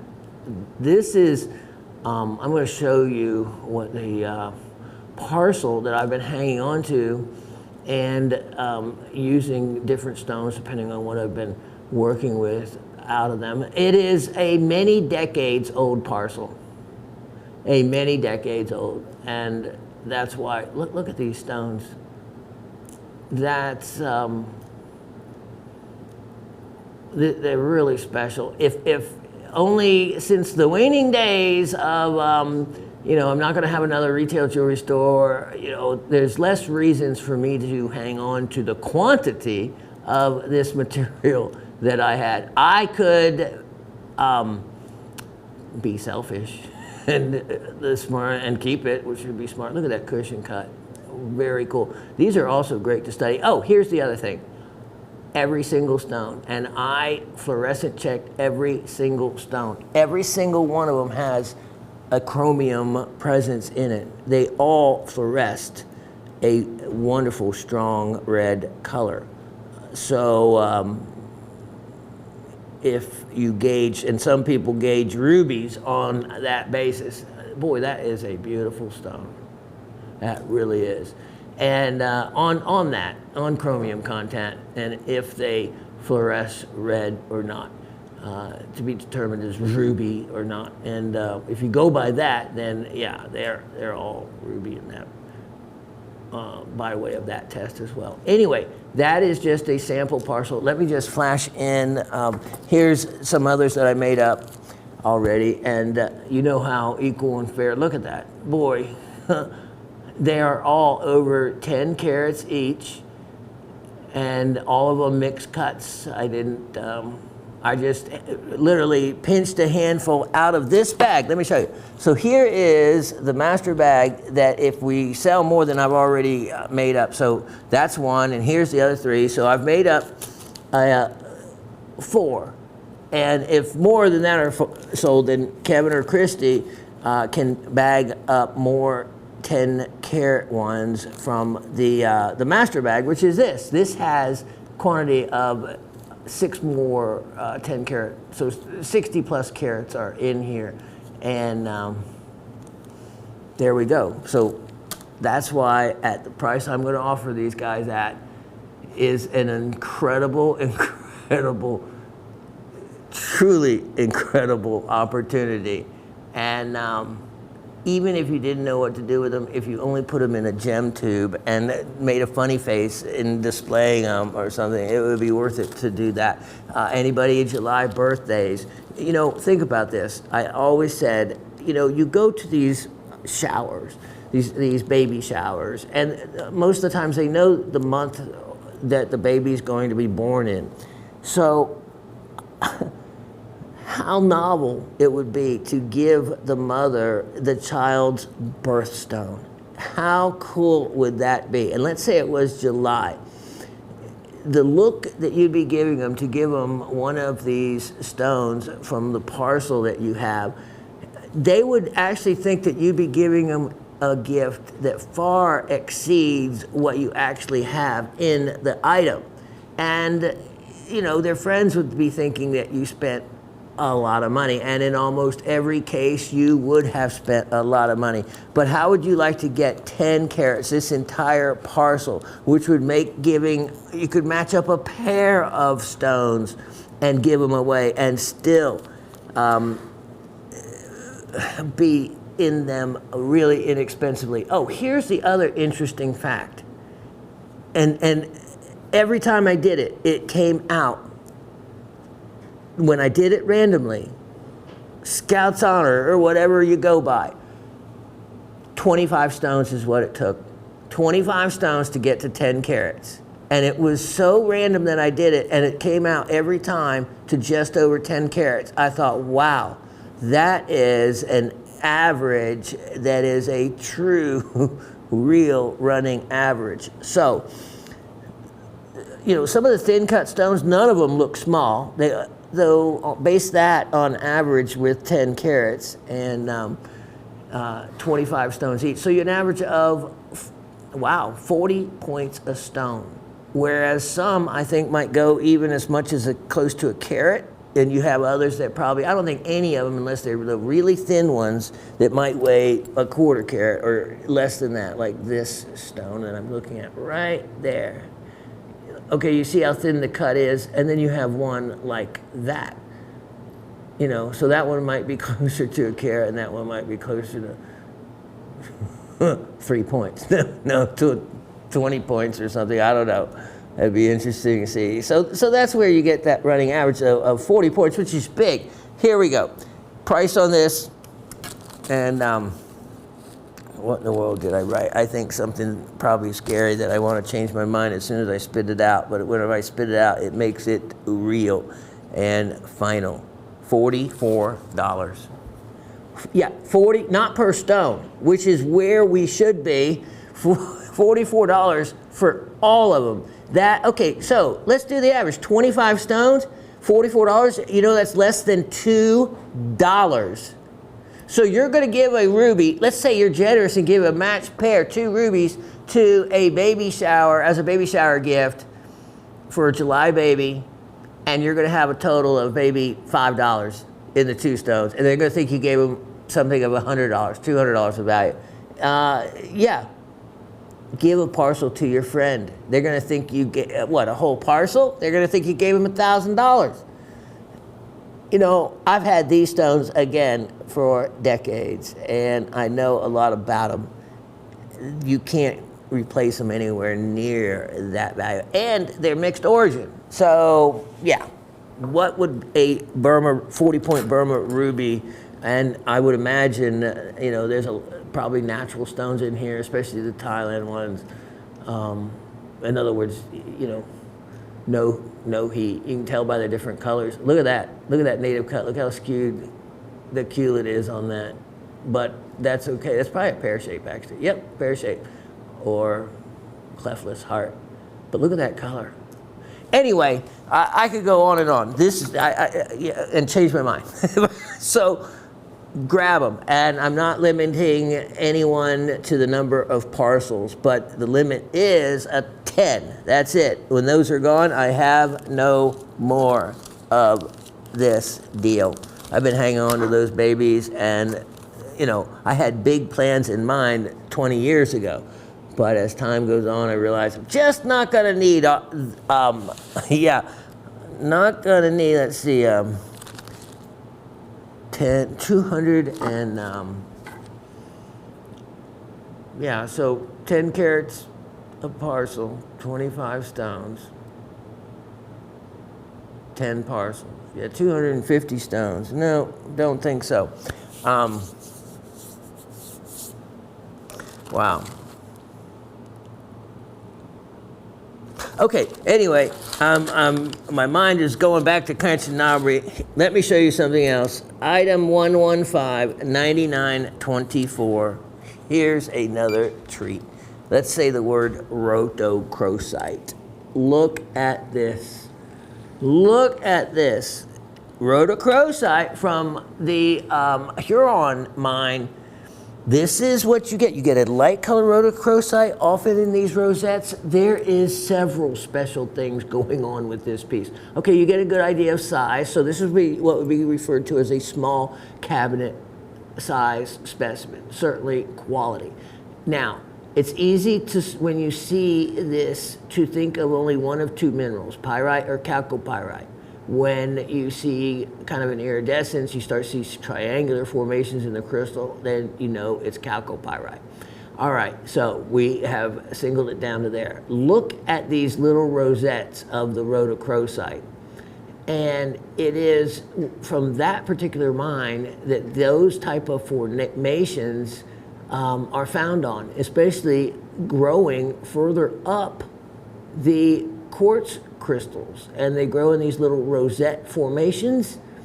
And you can see that they go on around the backside and all the way around it. Now, while we're on the backside, let me show you something because it's easier to spot than in some of them on the other side. Right here, let's look at this particular crystal right here. And what you're going to see, let me put a little light to the side of it, and is a particular color we're looking for on this. There we go. You can see the color now and the transparency. Look at that yellowish green color, transparent with that crystal formation found with quartz chalcopyrite from the Huron mine. What am I? I am sphalerite. Sphalerite. Now that you know what it can look like coming from that mine, we go back over and you can start spotting it as Latif takes us in. Look at the quartz growing around it. You're going to find there is, let me add a, there we go, a little bit more. Awesome, and I'll supply you the light. There we go, my friend. Look at the view he's giving us now. Wow, how cool. Okay, so there's, okay, yes, and at this magnification, there's something else I want to show you. Right in the quartz crystals, this took a little bit of studying. There is red.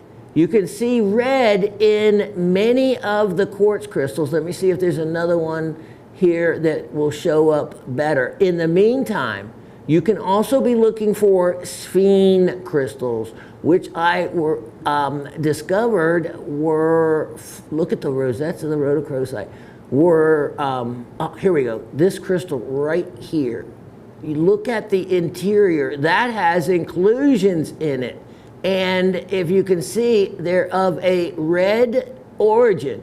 Now we're going to talk about that in a minute. Look at growing on the rhodochrosite, you have chalcopyrite. Yeah, there you go. We can see the red one. Red. You can see red, can't you, Latif? It's just, yeah, okay. And that is in many, many of the crystals. Now, let me see if I can spot, because there's several sphene crystals up here also.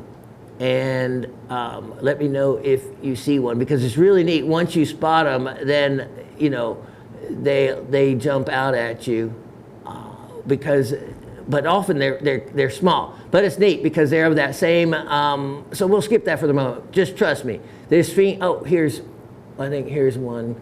Oh yeah, here's, remember how sphene is black also? Right there, there is a black crystal sphene. It may be a dark blackish red if we put light behind it, but there is one, and that looks like another sphene crystal there. So they start to jump out. But here we go. You can see red in the quartz here.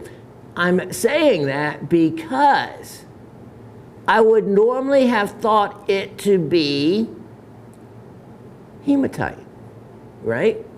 Hematite. But no, hematite isn't one of the minerals known to be found at the Huron mine. What is found is a mineral pronounced 3 different ways. I even went to the pronunciation sites, and each pronunciation site, whether it was YouTube or, you know, a couple others, each one, it was funny, pronounced the word differently. So pretty much anything goes, because if you're dealing with pyrogyrite, yep, pyrogyrite or pyrogyrite or pyrogyrite, it all goes. But what that is a unique silver antimonide, and it's found in quartz from that location. So it is the only thing I can think that that would be. It is something that is found as an inclusion in quartz from that particular mining district. And so that's what I'm going with, because you're going to see that in many different crystals on this particular piece, making it ultra unique. So you have chalcopyrite, you have quartz, you have rhodochrosite, you have pyrogyrite. Yeah, this is a beauty. This is really unique. Oh, and you have sphalerite. All right, so you have to go by what I just said for the rundown, because of course all of that would not fit in the description label. So use my words for the additional information that you need. Okay, wow. A stunning opportunity. And already I have this at a incredible price for such a piece, and I'm making it only $118. $118, and that's just a lot for the money. Okay, now I am going to take you to the only state that has this next rare, really actually gem. It is the state gem, as a matter of fact. I think it's the state fossil, the state mineral. Item 1160224. 1160224. And I'm telling you what, Brad and others of you that collect fluorescent material, and those of you that just collect rare material, look at what I am showing you. This, when I saw this in my collection again, because some things, as we move the stuff around and put some out and put some others away, that's the only way you have the size collection. You can't display everything at one time. We'd like to, but we are already considered eccentric enough by family members, but we don't care. It's our castle, and we decorate it the way we please for us. And if it looks busy to others, it doesn't matter. I have all my rocks and minerals all around me. That would be like having a bunch of puppies and kittens. This is Raven talking when this goes. Bunch of puppies and kittens jumping all over me. I would be in heaven. And that was inflecting her voice into mine. And yeah, so it's rocks and minerals and pets, and the care of pets. And I don't know where I fall in there, but I'm sure it's somewhere after those two.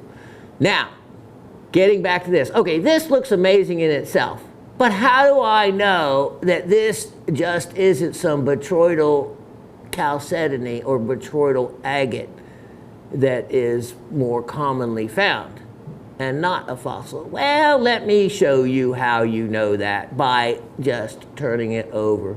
This has, look at that, one of the best replicated fossilization of coral polyps, I guess, that I've ever seen. And I've had many saltwater aquariums, and I know what actual coral looks like from close up.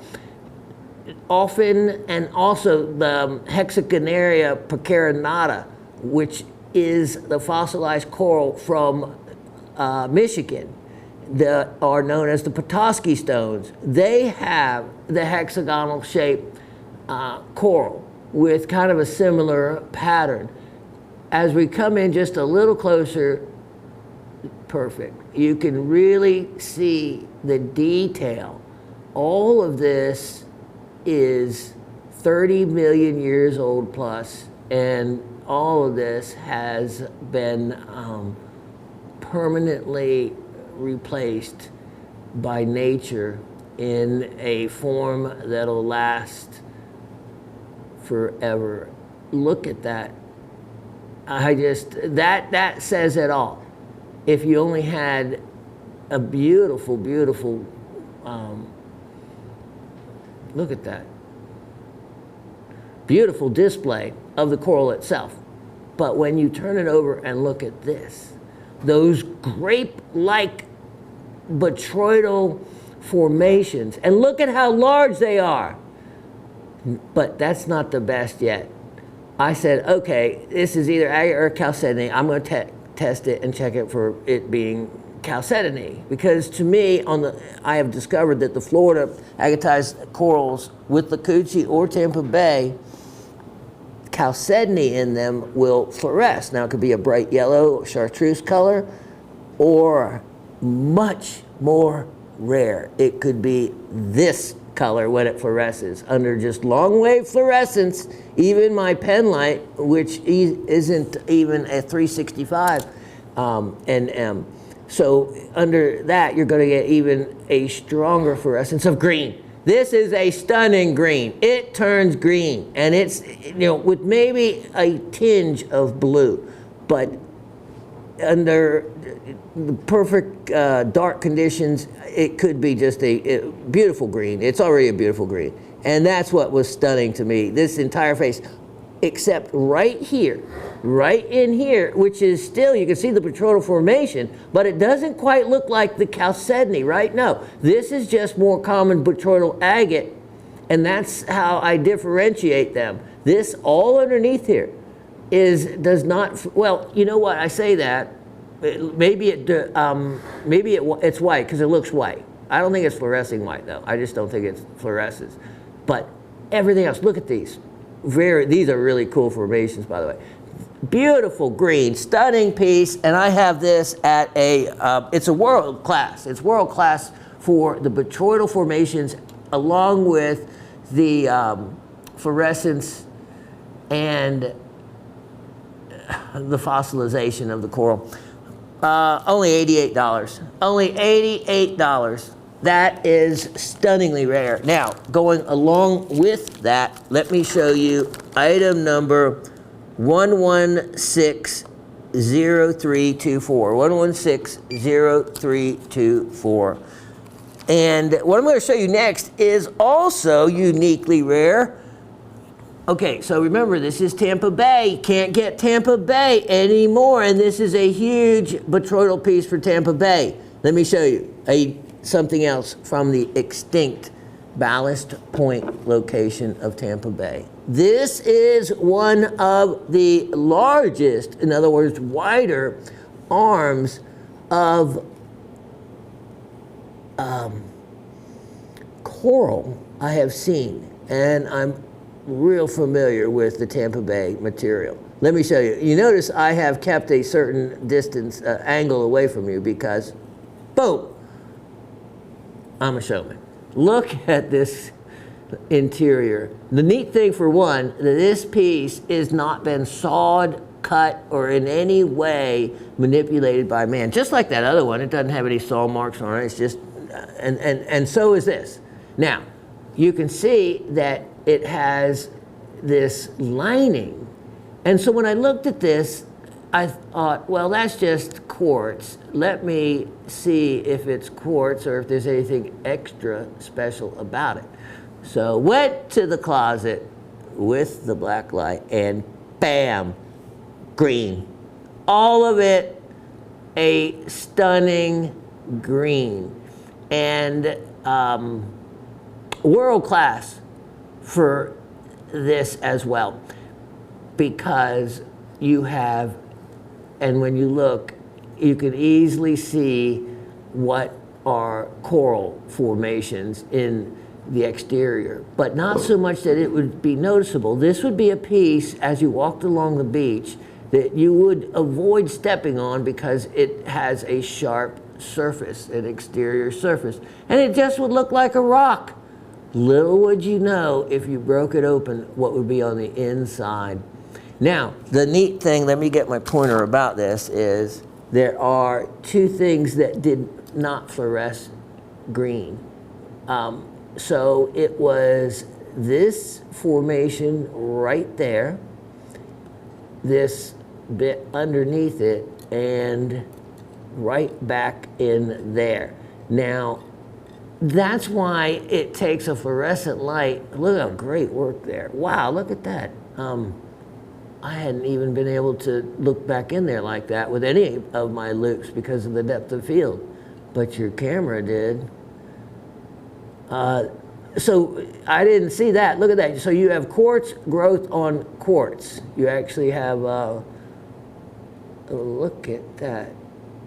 So these crystals back here didn't look much different than any others, yet they had no fluorescence. And that's why I said there was something special when it does fluoresce. You can see just the very agate, usually rim there. And if it's just agate and not chalcedony, it won't fluoresce. I did check them for any uranyl oxides, which is uranium, which of course is how you get your colored glass from that. The time period was actually using that, and in many other specimens that will fluoresce, they have a radioactive signature of, just a small degree that will tell you it's uranyl oxides creating the fluorescence. But in this case, nope, these guys were clean. They didn't register anything from that. It's not exactly sure what's creating that fluorescence, but I've noticed it is in the all the corals, but usually just along the edges and not so distinct. So between these two pieces, what an amazing representation of the fluorescence and the rarity of both of these from Ballast Point in Tampa Bay. No longer available. All right, give me a minute. Let me get that cleaned up. Oh, thank you for the price on that. Yeah. This, again, for another world-class piece, is only $68 on this one. Only $68 on that one. World class. Also, gets a little dusty. I probably could have, well, I was going to leave it up to whoever got it to be able to clean the exterior the way they wanted. And that's the way it should be. All right, let me get that cleaned up a little bit and put away. I'll be right back. Look at this. You get a suspension box with it. Aren't I generous? Yeah, these things cost money. And at the prices I've been selling this stuff for, I don't have any room to give away any boxes. Boxes? I ain't have any stinking boxes. All right, here's something special. You know if I'm offering this, by this point, as far in the game, there's going to be something cool about it. Yeah, there is. For one, the clarity. There's absolutely a facet grade stone in here. But here's the other thing. Look at that. Isn't that neat? That is really neat.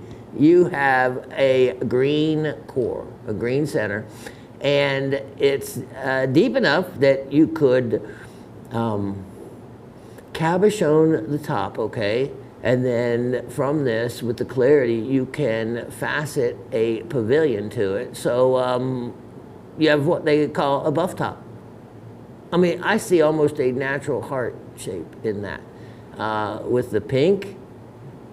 And I don't know, or better yet, probably just leave it as a crystal.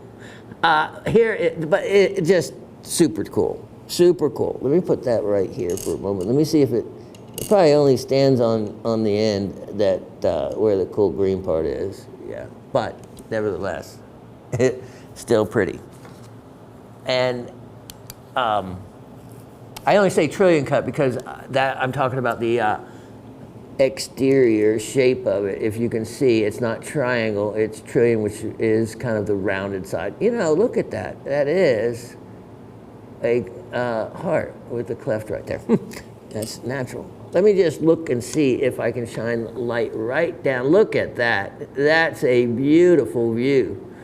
That really is. That's special. And now, while I let it sit there and spin for a moment, how much on this one? It being 11 carats. They're usually not priced by the carat. I have no idea other than making it inexpensive, which seems to be my fault, but that's okay. My failure is, especially in my retail stores, I never learned to charge enough money over my cost. But that's all right. I mean, I had a lot of business, a lot of friends, but I'm supposed to make money at this business? Is that what I'm supposed to do? $44. I tell you what, Latif needs to be my money manager, or my senior pricing agent, or some fancy title. That's right. No, SPA. He's my SPA, senior pricer agent. I tell you what. On the street. Oh man, we had a lot of fun last week, Dave. I tell you what, Latif, he's the bigger cut up. We get this guy going, and he's got a dry sense of humor, but it's there. You bring it out. Yeah, just like I tell you what, Rossif, I tell you, you catch him on a good day. He's funny as can be. Catch him on another day, and yeah, he's a bear waking up from his winter hibernation. Okay, I am trying to get out something, so let me do this. 1155724. Did I already tell you that? Here is something you have not seen before and may never see yet. Okay, and let me get well, let me just borrow this for that. No, because you might think I'm going to offer that with it. Hold on. Let me look right down here. Here we go. This will work well enough. All right, check this out. Look at this. Wow. All I can say about that. Queensland, Australian boulder opal and ironstone. It's from my buddy's mine, Roddy. And you've seen items from him before, including that boulder opal skull. Look at this. Now, hematite or ironstone. That is a form, it's also can be called tiger iron when you get the tiger eye, which this is close to it, involved with the matrix. Now, ironstone, if it has upwards of 30% iron content, can be mined actually for iron. Let me show you something here that'll tell you everything. Let me get the light on it. Look at all the red in here. You see all this red? That's hematite for the most part. You can actually see a different level of polish between it and the other hardnesses. Now, look at this. This is a version of choroid. Very similar to choroid, which comes out of his mine. Look at these unique formations. Look at that, of opal. This is precious opal. And there looks like a little bit of the play of tiger eye in there, but mostly what you have here is hematite. You have then, look at this other, this is probably like limonite, other different iron ores that make up ironstone. Same thing like you see boulder opal, the matrix material to boulder opal, except this is a higher content of iron in it. As I spin this in every way, it's got a really great polish, but look at the play of color in that very classic choroid, which I should have put in the, look at that in the description as well, because this pattern, very distinct to the area that produces it. Look at the play of colors in here. This is really cool. It really is cool. And like no other. And to hold this, it is way heavier than your mind would think it would weigh. And that is due to the ironstone. So, many different places where you could center that. But I think that right there with that neat, solar flare description of the opal coming away from that unusual center, that's one thing, that part of it that needs to be shown. I think, I don't know, that looks like a t-shirt or something of a heavy metal rock band, you know, Iron's Eye or something. Iron Maiden, that's already taken. So anyway, here's a wonderful piece here. I'll put my hand behind it so you can kind of, oh no, I'd rather that shot be taken. You saw the size of it. There it is, 1 3/4 inches. How about this? Only price on this guy, really a good value. It's never going to be less what I'm getting ready to say on this. $88. Only $88 for that guy. And that's really a fantastic value. Now, let me see here. There was an item. No, I'll have to get that next week. I was going to feature there, but let me do something here real quick because I see the time is about ready. Ah, yes, here it is. Here it is, going right along with it. Okay, item 113, 9023, I believe that says. And yeah, okay, here is a Koroit piece, and I tell you what, I am really amazed that this has not sold. So I think this is going to be a maybe final opportunity before it just goes back to our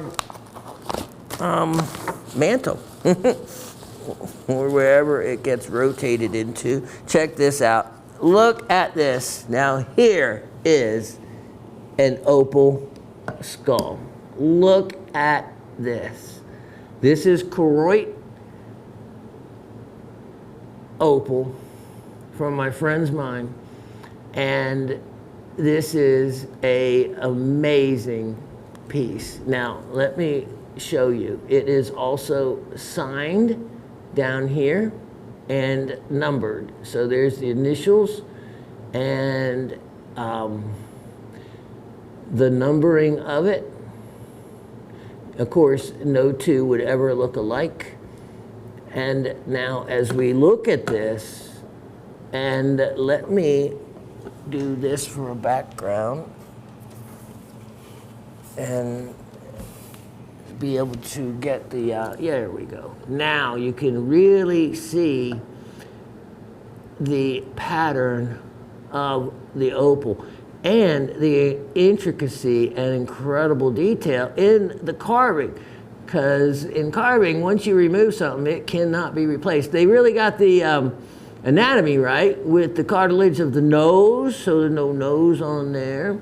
And then when you look at how much opal silica, looking like Shawn's tooth right there, yeah, you have a lot of opal silica, a lot of precious opal. As you can see, all the purple, the blues, all are reflecting, look at that, fire out of this. And Koroit opal pattern is known to have those just little, I don't know, it's a difficult to look at that, look at the fire, to describe, but you know what I'm talking about. It's these, looks like brush strokes from a Japanese painter, making just these little delicate, narrow strokes of color that are stunning to see the way it formed. By the way, if you noticed, there is a course bar from Raven, Moldavite. She told me to wear a Moldavite today, so I did. So she gave me one to wear, in case you were wondering what that stone is. So, incredible opportunity on this, because I'm going to offer this on a sale price deal as the last item of the show. And boy, what a fantastic piece to add to your collection. How would you like this now as a sale price opportunity? And that is going to make this one, wow, well below anything it should be. Only $228. $228. An exceptional opportunity. Okay, that's going to wrap it up with my time. I'll be right back with the trivia questions. Okay, well, had some other fun things to show you, but there's always next week, right? Huh? Fun keeps on rolling. And I'll be curious to see what favorite item was that Miss Cindy says. I always like to see that. It's always kind of interesting what your favorite item is. I liked your last week one. For me, it was tough, as I was just putting away a couple items, you know, and something as might be something considered as mundane as this smoky rutilated quartz.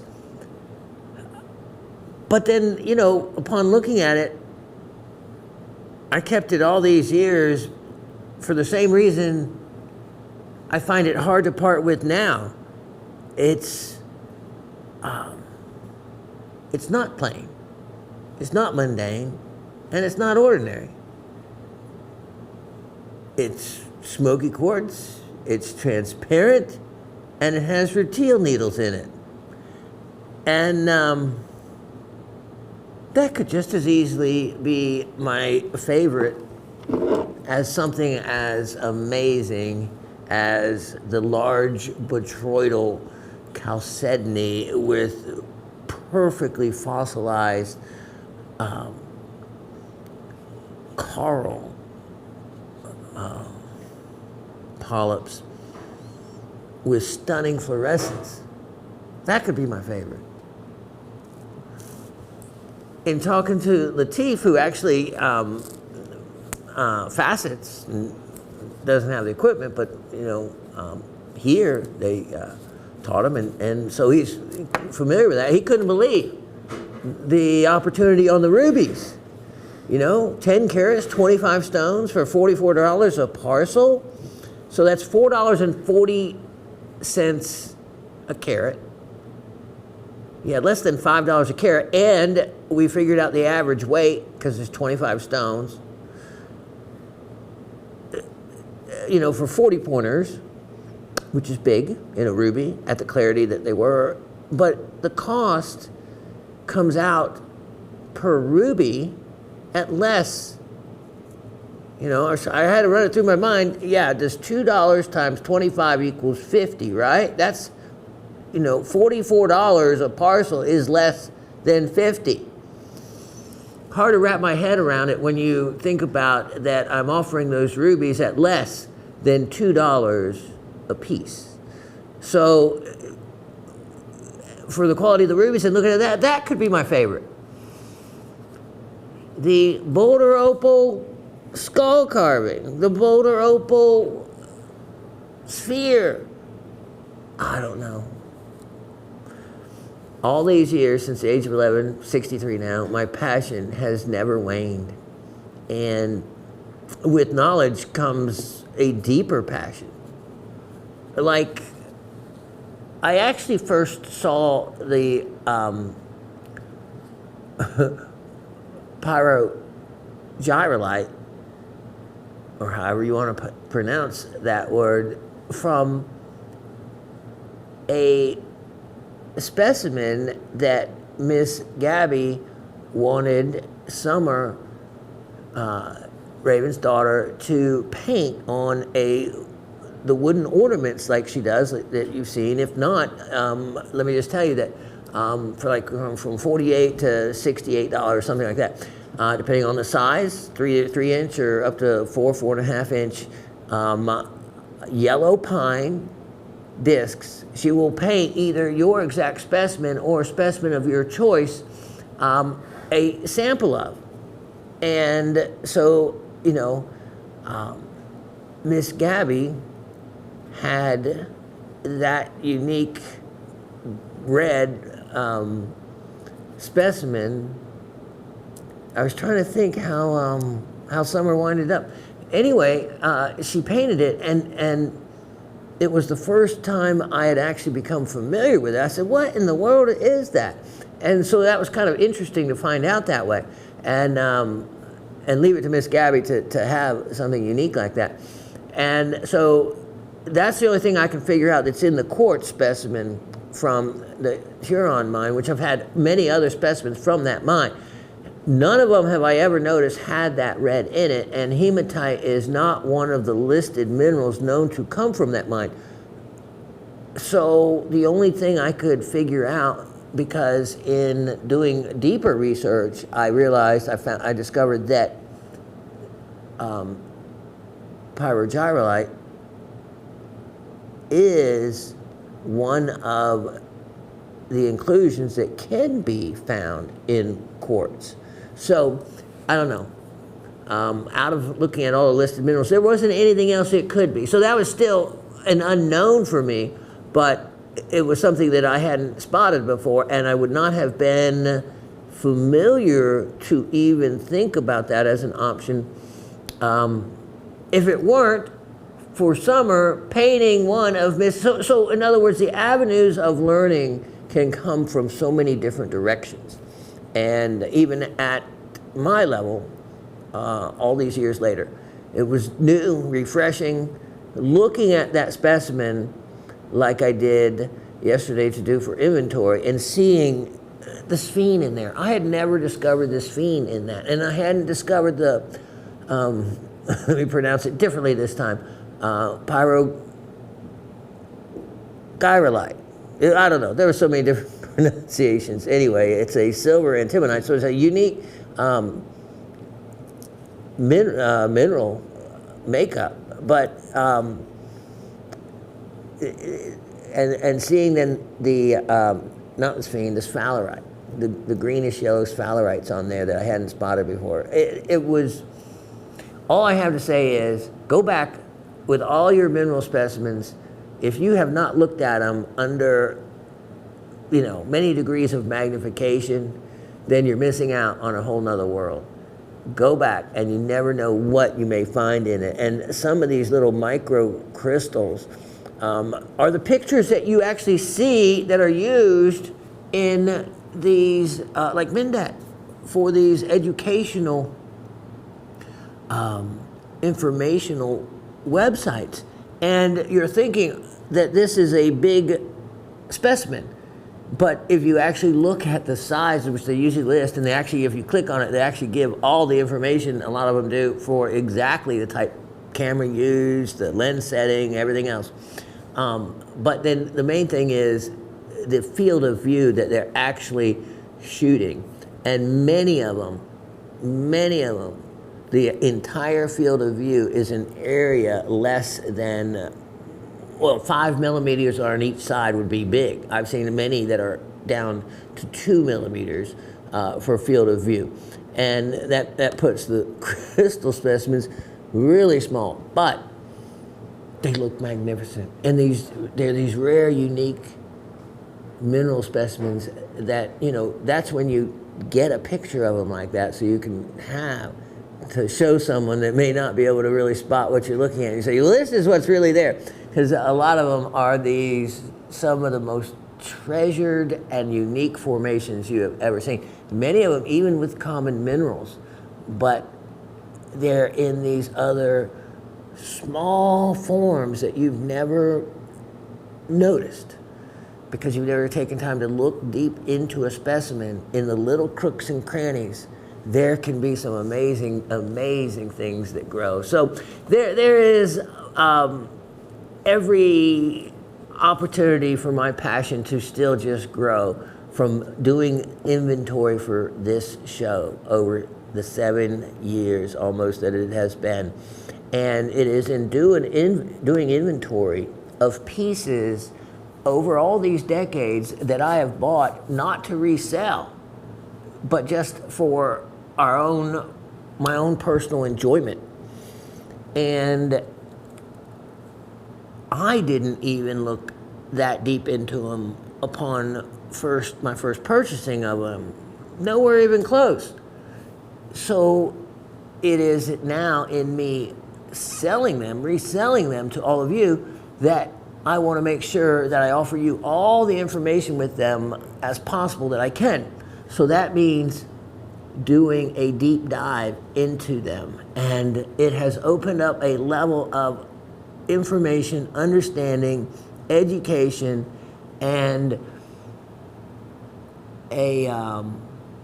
another level of professorial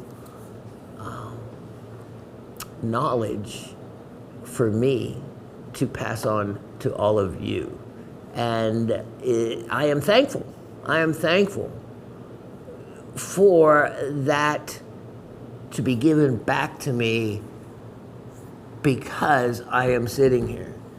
And because I am sitting here now, taking the specimens and offering to all of you is why I am learning on a higher level than I even ever did the first time around. And so if I could ever say anything to all of you is go back to your specimens, like those epidotes.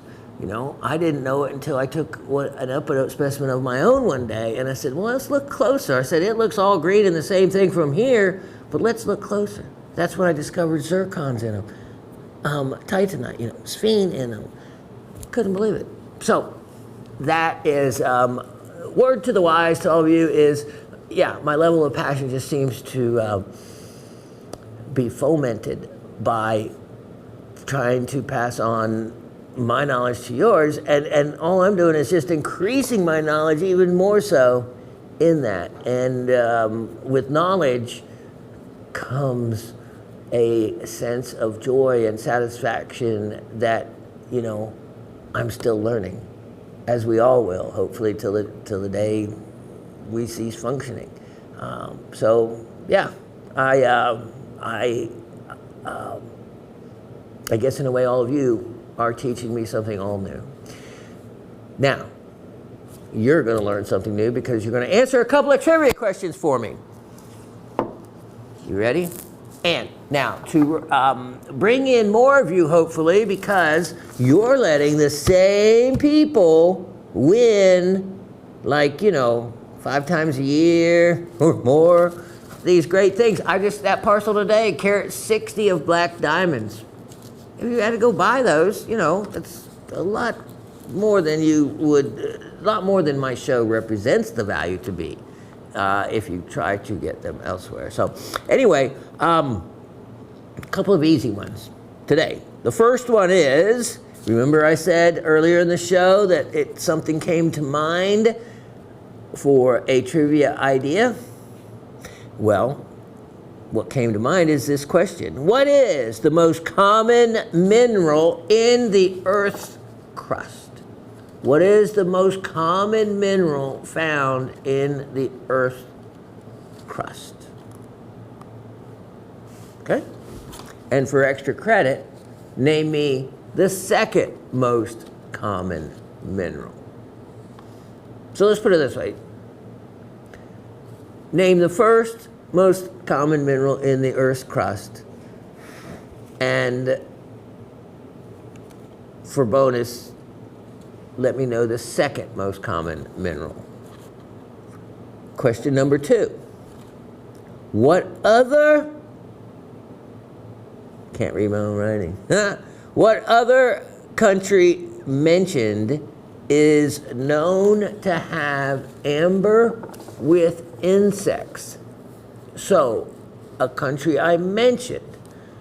And so, just so you know, let's take away all the Baltic, because when we talk about Baltic amber, we're talking about a big generalized area.